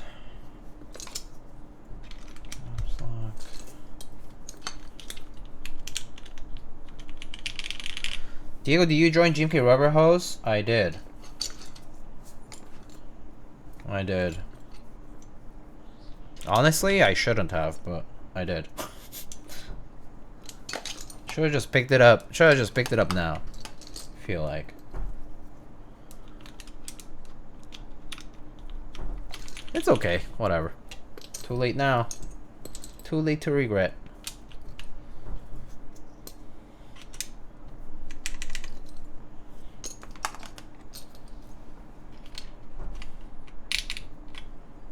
Sounds like something we all say, yeah.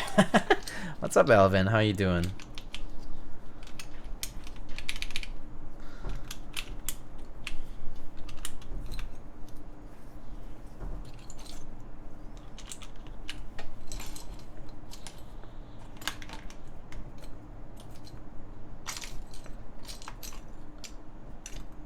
What am I missing?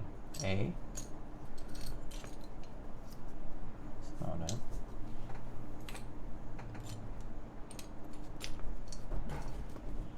Oh, also arrow keys.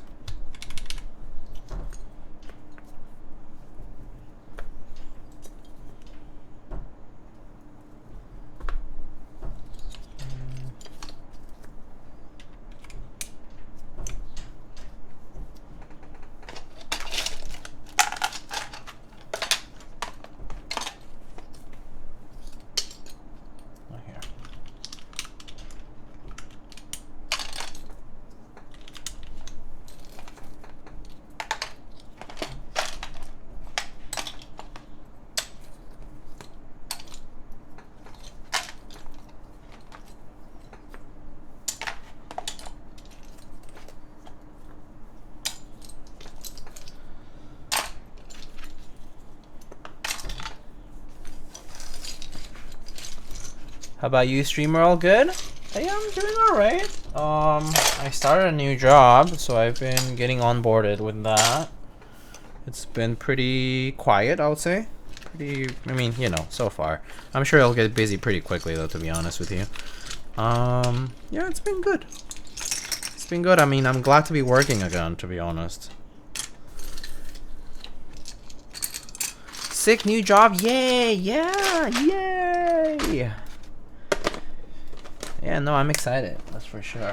It's pretty cool, honestly. I do like the environment, and the people seem pretty nice. So I'm personally kind of stoked on it. Okay, so something that works with copper. That's a pretty lighter teal.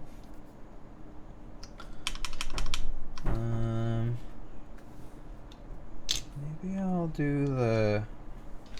Oh, that's perfect, okay. Maybe I'll do this to match the enter key.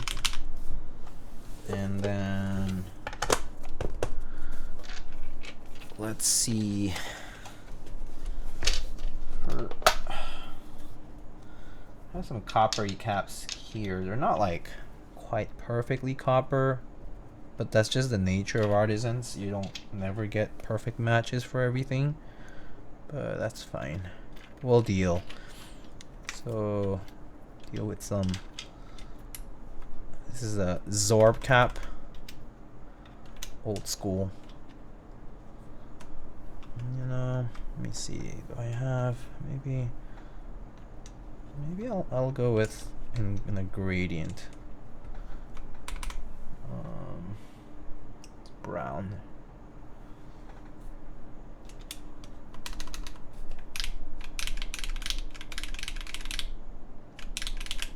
Do this, but I'm not sure if it'll fit. It's such a bad fitment for it. Doesn't really press. This key is this key doesn't have much clearance, which is kind of unfortunate. It's a cool keycap, but doesn't have much clearance.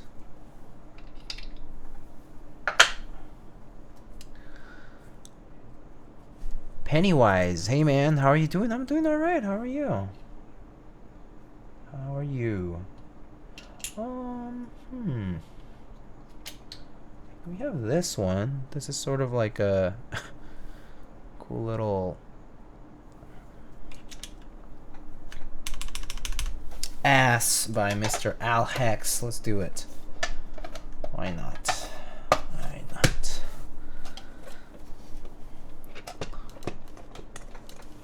Hyperfuse don't miss at all. Hyperfuse looks nice always. It's one of my favorite sets of all time. So I personally can vouch. Getting blue alert just for the box art? Oh shit, I need to figure something out relating to blue alert soon. I just remembered. Alright. Ooh, let's switch cables.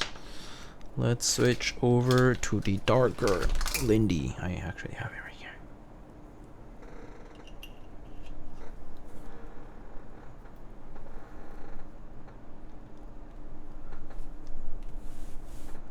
Look at that. Looks nice. All right. Let's try this. Let's see.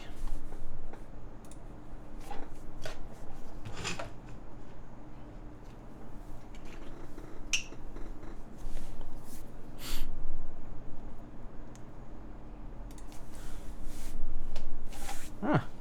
It's pretty good. Pretty good, pretty good. All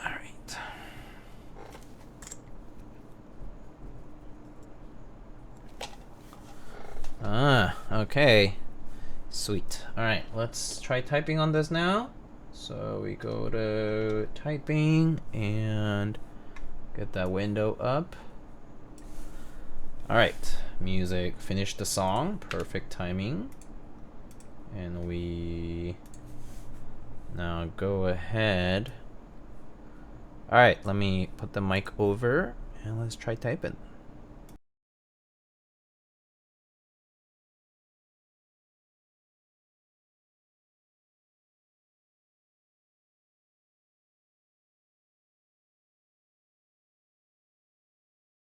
Alright, how are we doing on audio here? Everything good? I did have a little hiccup with my audio setup recently, and so I'm not sure if my settings are all back into place. I think they are, but just let me know if there's any issues. Alright, let's try this out. So this is the ADAMAS by RAE. And this is currently built with new Nixies. So these are MX Black clear tops. These are looped with, I think, 205, like 62 gram springs, TX films. And we got a full aluminum plate, just standard MX Blacks on alu. It's top mount with these gaskets on the bottom case, sort of like just holding those tabs up a little bit. And other than that, I guess that's about it. That's GMK Copper for the key set. And you got some cool artisans here. Alright, let's try it out.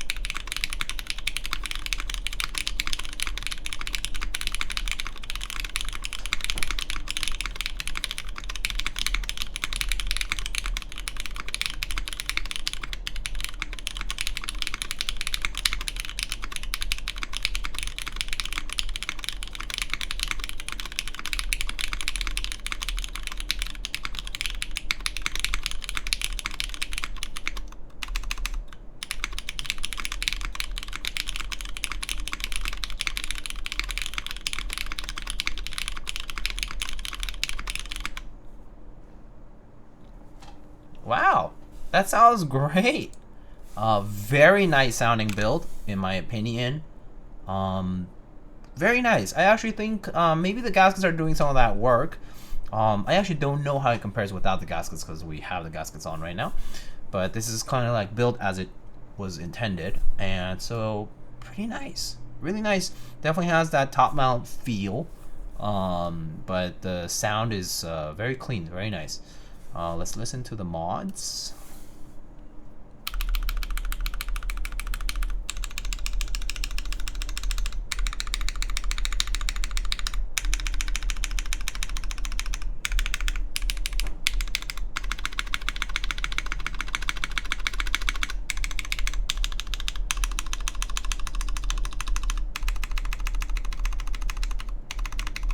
Nice backspace.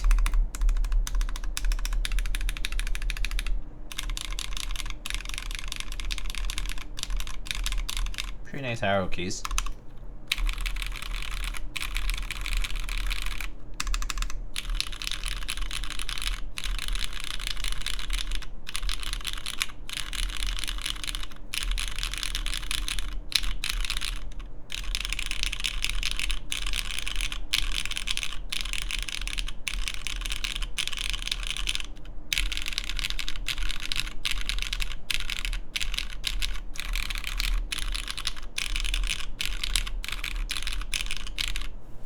Honestly, really nice sounding. Looks like not hollow for top mount. Yeah, that's kind of like the feel I get. It's like usually for top mount or like a lot of the cases, and especially for steeper cases a little bit more.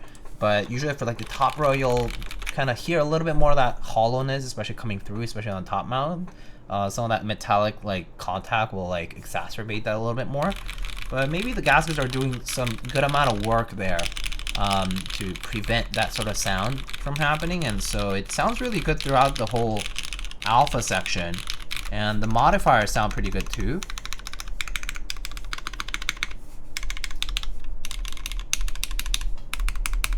Like no hollowness at all, no tinning, like no like pinging or anything like that. So maybe the gaskets are doing some work there, sort of like in a way like a form of like force break almost, but very nice sounding. I would definitely put this sound to be like one of the nicest sounding 65s that I've personally tried recently. Very, very nice. Just like classic top mount, but really, really nicely done. and sounds really nice here with MX Blacks on Alu. You know, it's kind of like a very like vanilla build, but nonetheless, I think it sounds really good. So we can take a quick look at the board itself, though. There is the ADAMAS kind of like iconic part, which is this multifaceted sort of top of the like diamond table shaped weight, copper weight. Very nice, very cool. If you're into jewelry, you'll appreciate it a little bit more. But yeah, this multifaceted weight honestly looks really, really nice. I really appreciate that symmetry and how it just looks really cool, like really clean.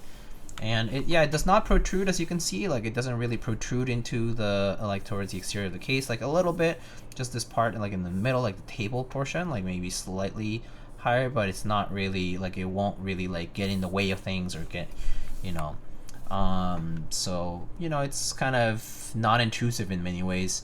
And we have the case seam sort of visible. It's a little hard to see at this angle. I guess maybe I should switch it over. Oh yeah, maybe this is better.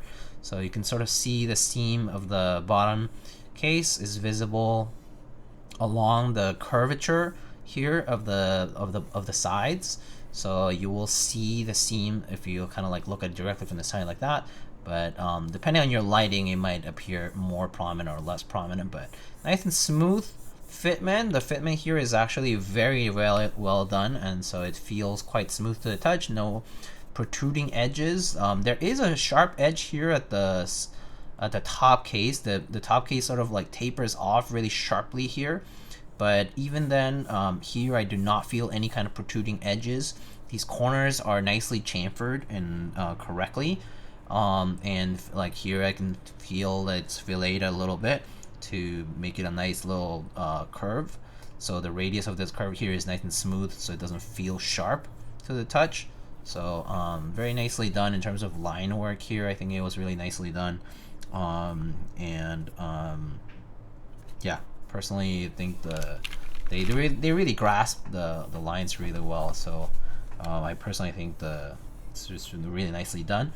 You have a little bit more prominent kind of like small chamfer on the top case. You can kind of follow this line right here that's a little bit shinier than the rest.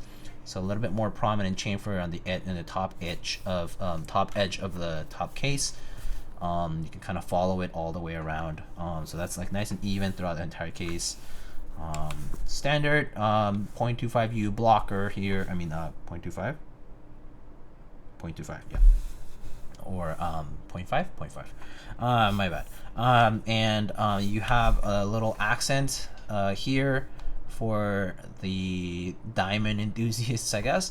For the jewelry enthusiasts, you get a little badge here made out of copper. It sticks out a little bit, as you can see. It's definitely does protrude a little bit, so you know, don't accidentally, you know, move your board like that and bang it up against something. But and yeah, USB port is USB-C centered, and as you can see, it is Lindy compatible. So this is a Lindy cable, and so it works with the Lindy cable as well in terms of the housing here for the Lindy cable. It works pretty well with it. So Lindy compatible, so to speak. Very nice sounding board, to be honest. Looks really nice, and it feels like a top mount. I'll tell you that. It feels like a standard top mount. There's not too much soft response to it. I actually think these gaskets are doing more work in the sound department rather than the feel. I think the feel of this board is really a top mount. Yeah, if you push really hard on this, it might tip over, but actually kind of hard, actually, now that I'm thinking about it. Now that I'm actually trying, it doesn't really tip over. So you have to really press, but yeah, I actually think these gaskets are doing a little bit of work in terms of the sound, especially towards the edges of the case, towards the corners and towards the edges of the case here. Definitely doing some work there, and especially reducing that kind of like hollow sound of it. But really nice, really well done. I honestly would provide feedback, but there isn't much, I would say, in terms of like, this is the first build, and I think I would really enjoy typing on this. makes me think that if this were 60%, I would consider buying it, because it definitely sounds very nice. It's simple in the sense that it is just top mount only, so you don't have many options for mounting, but in a way, refining one singular mount well enough that it works well for the board is a good thing. And so I think it's done pretty well.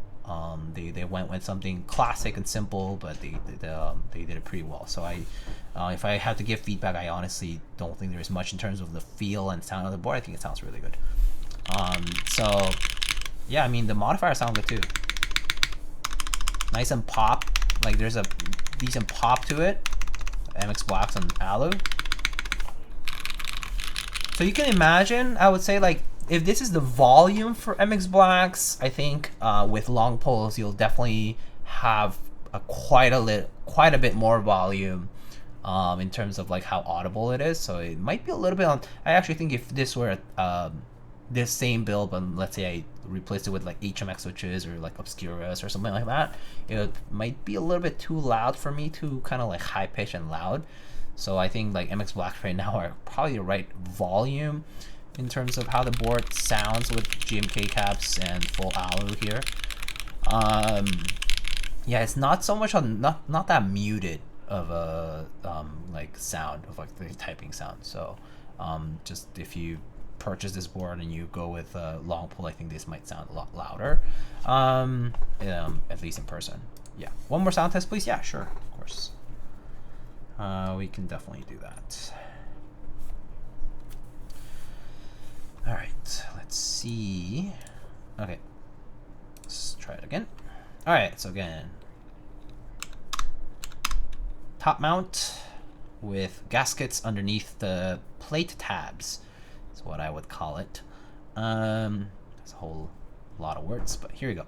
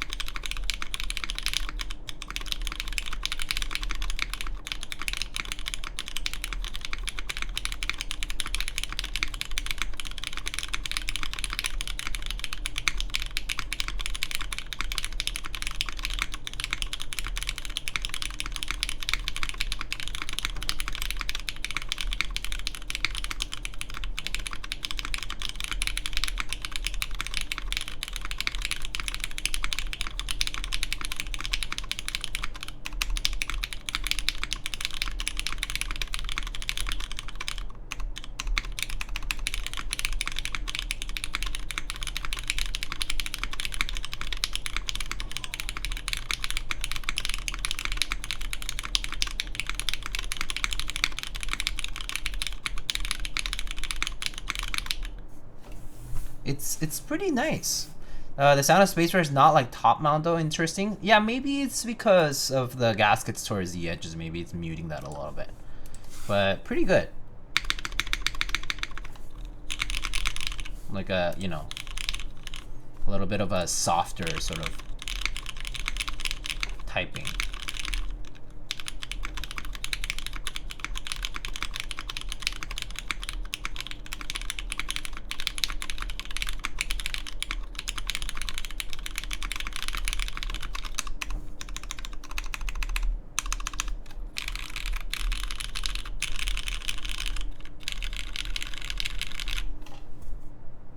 I think it sounds really good, right?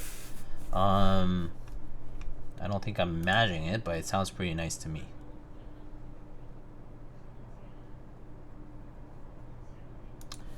Howdy, Secret Myth. Hello, how's it going? Is that S tier for 65% board I saw? I think it's definitely like it's very nicely done. I mean, I don't really have comments in terms of the sound. If you build this with MX Blacks now, I think it'll sound just like this. If anybody else built it, it will sound the same. So it's pretty good. I would actually be curious to see how this sounded with some tactiles in it too, and some softer plates as well, like polycarb.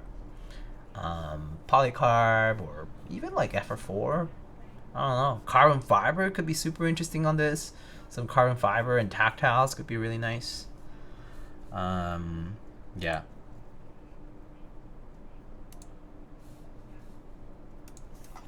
Yes, if you just remove, so all you would have to do for this to be just like any other top mount board is to remove those gaskets, which actually we can try doing. Although I don't know, maybe William from RAE has experimented with that already and maybe has something to say. I actually do wonder if the plate tabs would rattle a little bit because there's no support underneath. That's one thing I would maybe be concerned about. It's like, what happens if you remove the gaskets? Do you end up with something that sort of like rattles because, you know, the screw goes into the middle of the tab and the gasket is kind of like around. We can try it though. Let's try it out. So we only have 4 screws to hold the board pieces together. Pretty easy to assemble. In terms of like build difficulty, is about as easy as it gets, honestly.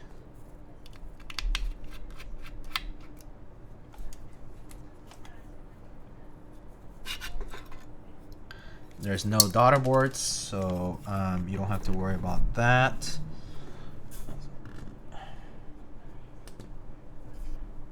Just take it off, and now can take off these little gaskets. So maybe let's go scrap.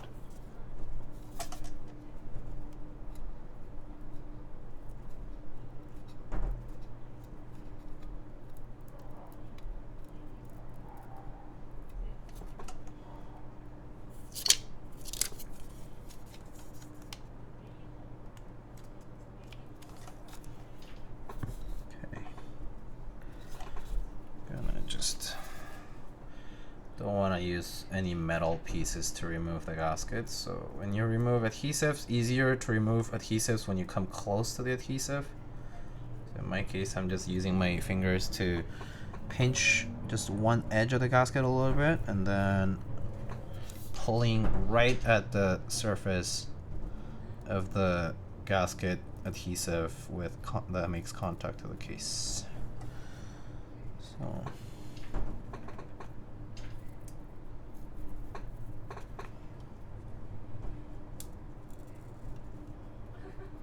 So that way it will leave the least amount of residue.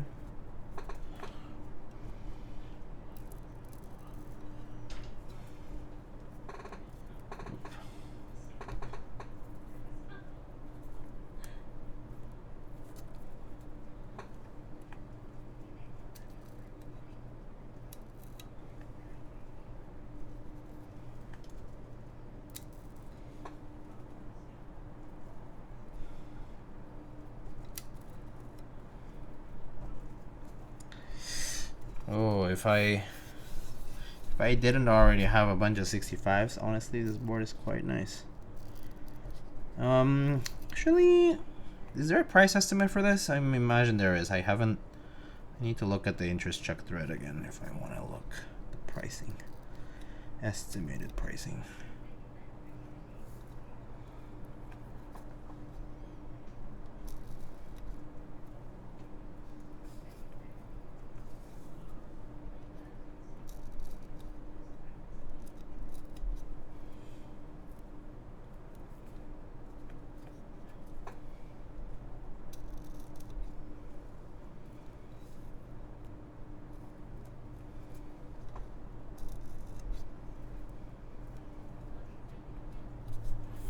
Okay, remove all the gaskets, and let's just close it right up.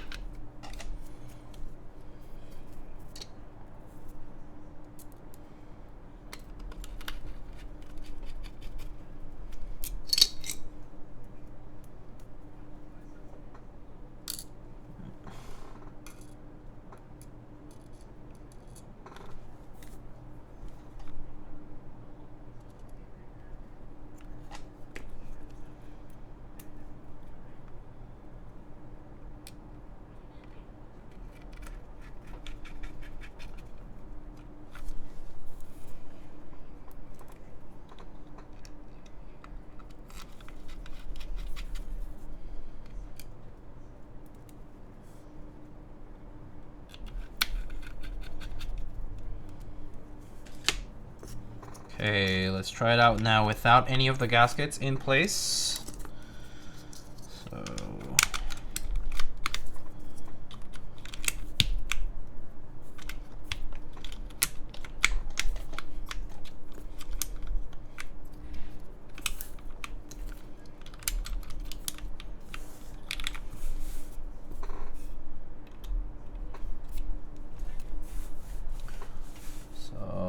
let's get that typing test up. All right, so let's try it out now without gaskets, top mount, and no gaskets, okay?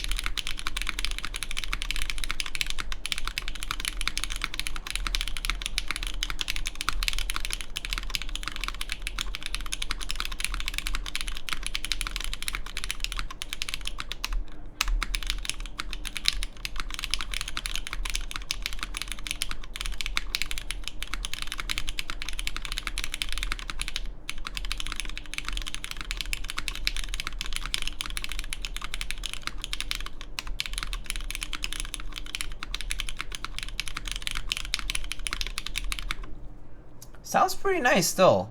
Nice indeed. Yeah, pretty good. Definitely a little bit different sounding, right? So let's go over the mods.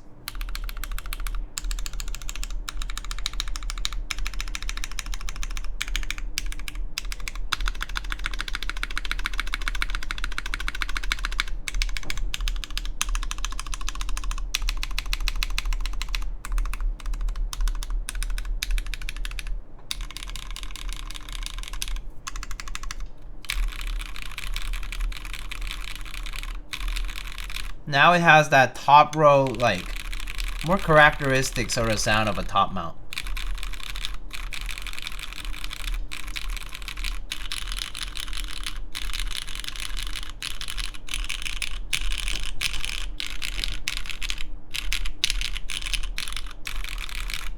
The middle alpha sort of sound the same. But yeah, the edges, right? These edge keys definitely lose a bit of that extra poppiness, right? Extra pop from the gasket sort of supporting the plate tabs, and have a bit more of that, like, just kind of case sound that develops. Pretty good though, still pretty nice sounding board nonetheless.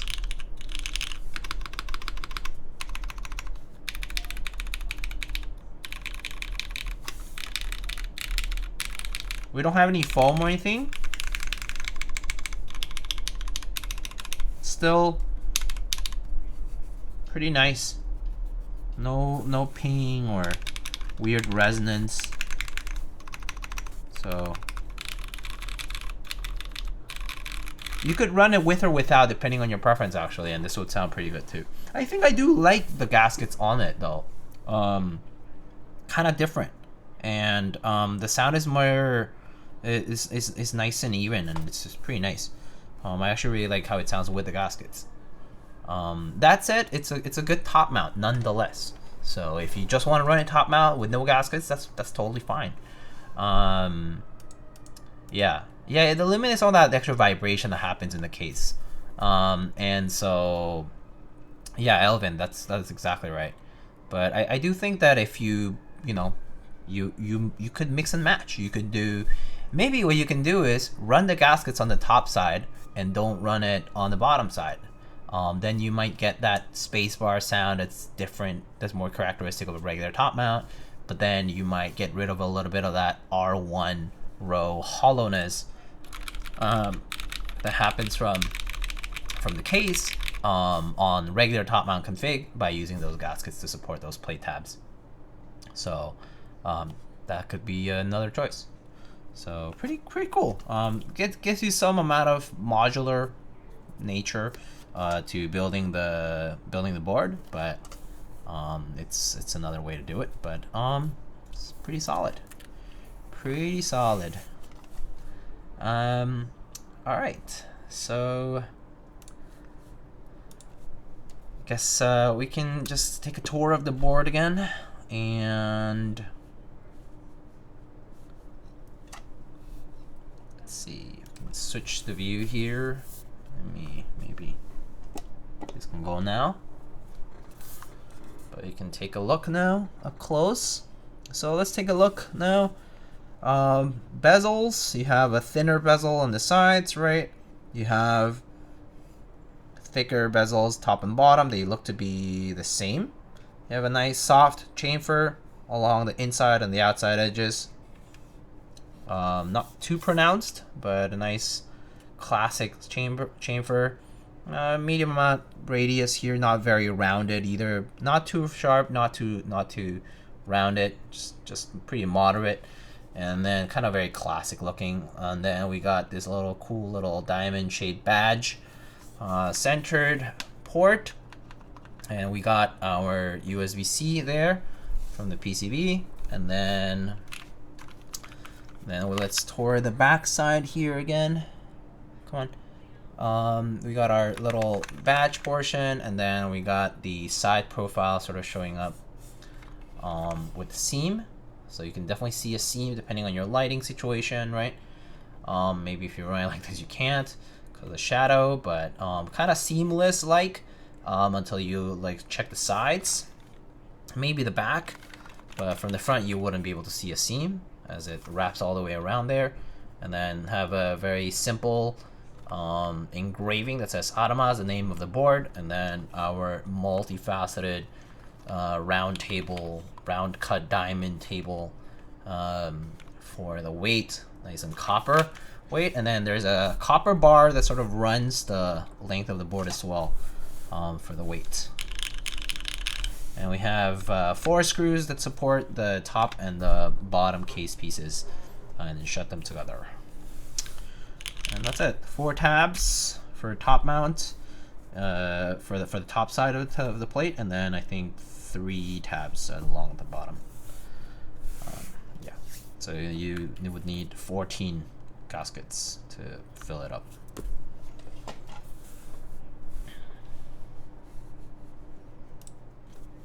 And so, yeah, from the side, that's what the board looks like. Nice and elegant, I would say. Pretty nice looking board. Even if you just look at it like that, it's a pretty sweet looking board. You could also do, like, if you look at it from the bottom, right? It's like that. Very nice. Pretty nice looking board.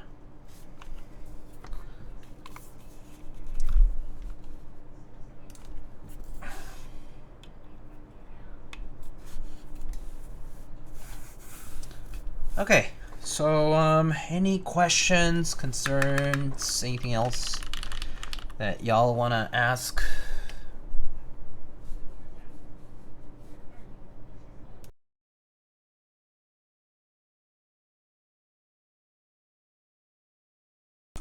I made nachos because of you, but they were shit. Oh, I'm sorry. How does it sound compared to a kohaku? I would have to put the gaskets on to check, right? Because otherwise, this is just like a Mary C. 65 essentially, right? Like a top mount type board. I could put the gaskets back on though. I mean, I guess I intended to put them back on anyway. Also, my kohaku is not built with MX blacks actually. I have MX browns on my kohaku right now.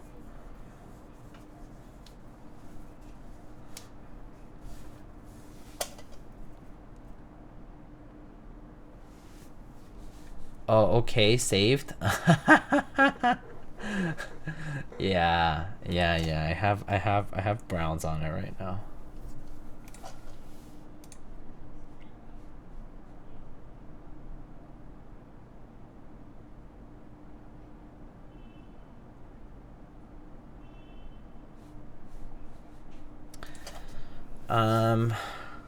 Well, I'm sorry that the nachos were not that good, Harry. Next time. It's all about practice. I think, honestly, the chips need to be good too, though, right? Like the tortilla chips.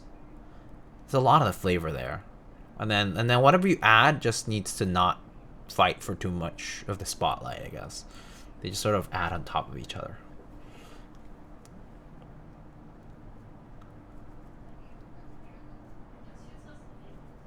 I was shocked when you said not blacks too, then browns. That checks out. Yeah, I mean, I mentioned it in my server, but it is true that for a default choice, I go with a cherry mix linear, like MX black, MX red, Nixies, right? Like these new Nixies or whatever.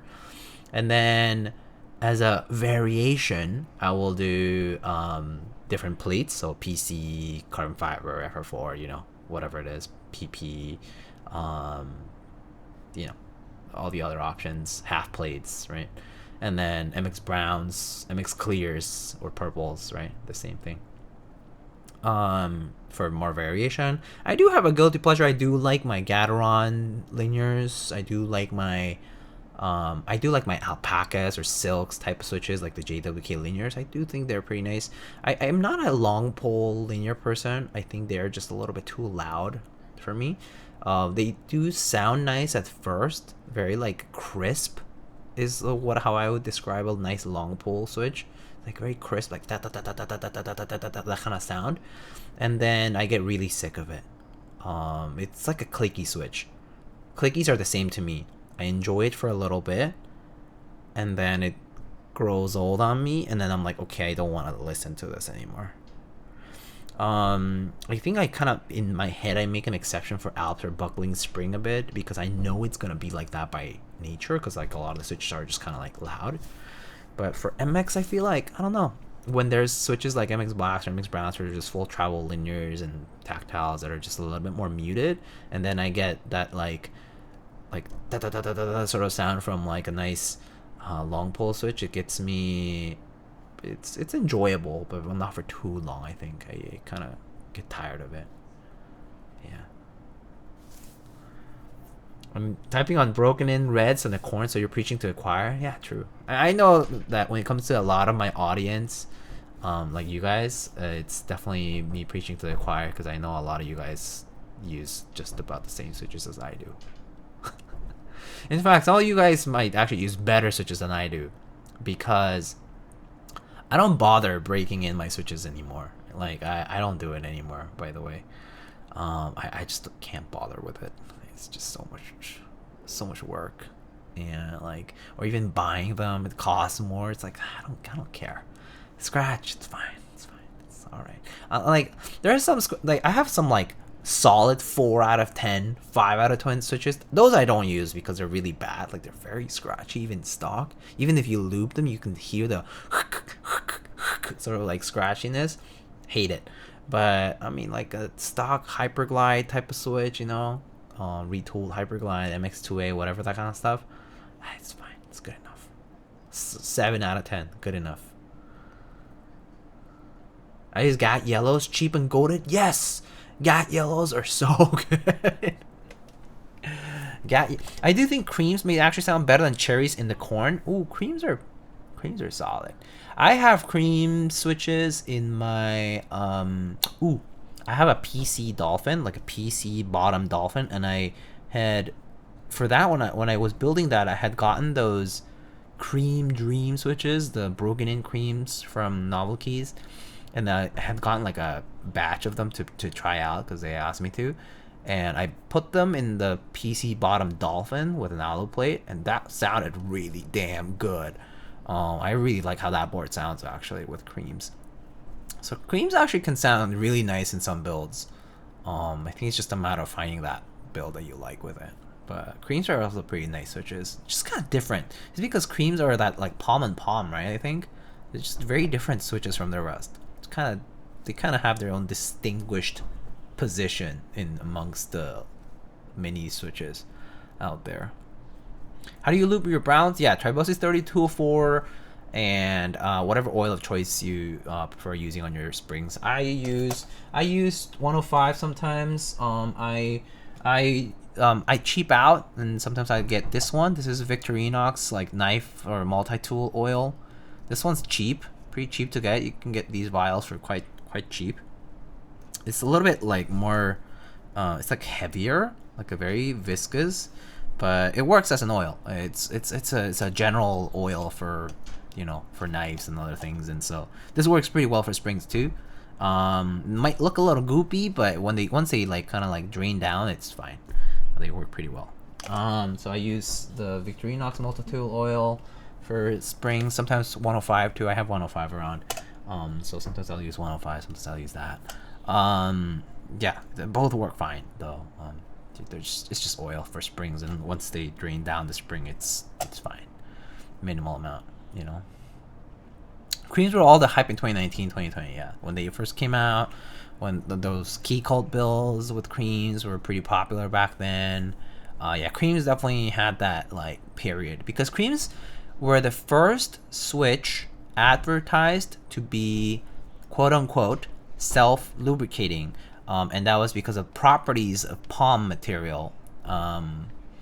Because POM, as it makes contact, it sort of like degrades in the way that like kind of like makes it smoother, and so that was kind of like the whole like POM plastic thing at the time. And yeah, that was why it became a big deal, and people reviewed it and they're like, oh my god, there's this leatheriness to it, and some people like kind of embrace that leathery feel sound, and creams became their own phenomenon, and a bunch of people built with cream switches, and you know, that was that. And then people start doing their Franken switches, BCPs, and all that stuff happened, right? So yeah. How do you feel different about 3203 and 3204? Yes, actually, yes. 3203 is nice if you want a really less viscous, thinner lube. But I was, at the time when I was using 3203, it was easier for me to source 3204. So I stuck to 3204 for myself, and I got used to it. So I don't even bother getting 3203 because it just seems like extra work to get it. Now it's in stock everywhere and it's easy to get, so it might be okay. But when I was like kind of playing around with lube, I was getting like, I got like a bunch of 205 and a bunch of 3204. So I got like a big tub of it, or like split a big tub of it with a bunch of people, and that's what I use. I use 205 and 3204 for most of my needs for Cherry MX switch lubing. Yeah. 3204, I think it's the perfect middle ground that it still agrees, not an oil, and it's slightly less viscous, lighter. You can do a very, very light coat and it'll be nice. It'll still feel like it's lube, but not so much that it feels sluggish or anything like that. So pretty good. It's good stuff. It's good stuff. Yeah. Okay. Well, I don't have other feedback really. The board, I think, sounds wonderful. We've tried a few nice boards lately. The origami TKL we tried recently, that was really sweet. If you're looking for a TKL, that was an excellent board. We tried this one, actually the Anorexis Void 65, I think I tried a while back from ClickLine. That was also a really nice board. There's this one, the ADAMAS. Very unique aesthetic in my opinion, at least for that weight portion. Otherwise, kind of inoffensive look.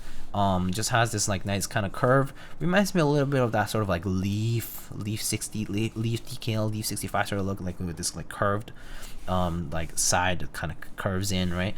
Has that little bit of that look.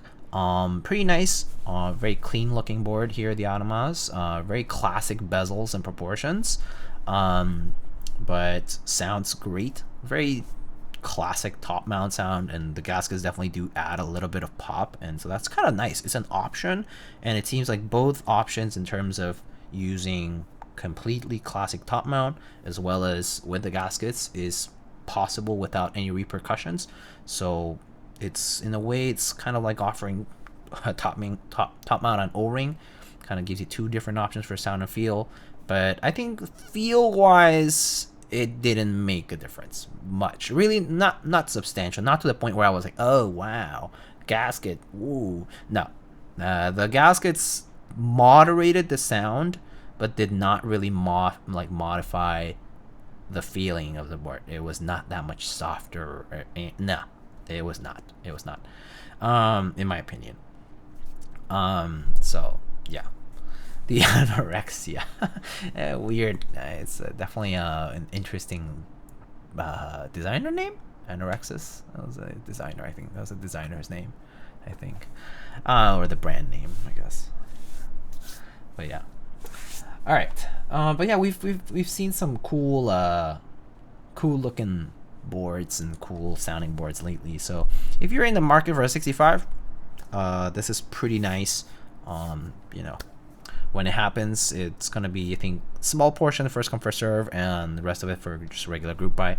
So if you're in the market, really nice color options too. We have silver, taupe, and remind me a few other options. Was it blue and green? Yes, blue and green. Silver, blue, green, and taupe. Actually, really nice colors too. You have some soft colors, you have some more vibrant colors, and you have a classic color. Sounds perfect. Okay, so I guess I should wrap it up. Nearing the 3-hour mark and kind of getting late. So I will probably wrap it up now, but I hope you guys enjoyed what I showed today. And I will see you guys. Actually, let me do a quick check here. I will probably see you guys. I am thinking on Monday evening I might do my Tomac 79 build with MX Browns and a polycarb plate. I'm thinking, yeah, Monday night. I am thinking, this coming Monday, for the Syrian Industries Tomac 79, and that's a cool board. I'm actually pretty excited for that board because Syrian has designed some really cool boards. Has done collaborations with Linworks on the EM7, EM8. Then there's been the Montservant and the other ones, right? But it's kind of an honor to work with kind of like an OG Korean designer, so I'm always excited when those kinds of builds come around. Yeah, I will share more news. I talked to them for a little bit on a call, and some exciting news is that next year, this 2025, I think they said March, they're planning to hold the Seoul Mechanical Keyboards Expo again. I think last year they had it in, I won't remember what month. It was January or it was April, I don't know. It was a different month though. But they had that this past year. They're planning on holding another one next year in 2025. And they did say that they might have me maybe fly out to Korea. So maybe I'll attend the Seoul Korean Mechanical Keyboards Expo in 2025. So that's pretty exciting news. I haven't been to Korea also in 12 years now. So pretty exciting if I do get to go. But KLC will be holding that event. So KLC and all the businesses that operate in Korea. But yeah. I need to start fundraising to send you to a Korean meetup. That'd be great. But I mean, you don't have to fundraise to send me.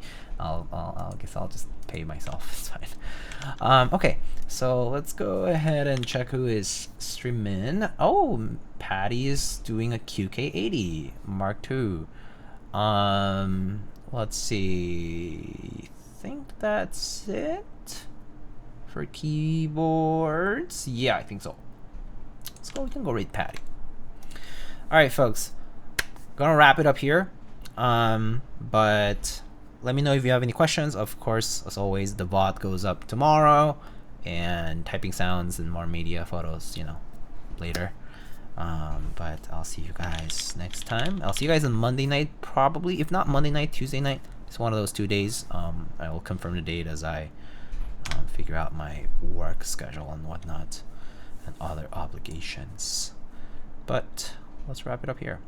Okay, so let's go read Patty, Miss Shinchin Wong. If you don't know her, she also builds mechanical keyboards. She also does a lot of gaming. She plays WoW, and is has gone to a lot of meetups as well. I think she most recently for outside of the country, she went to Australia for their meetup.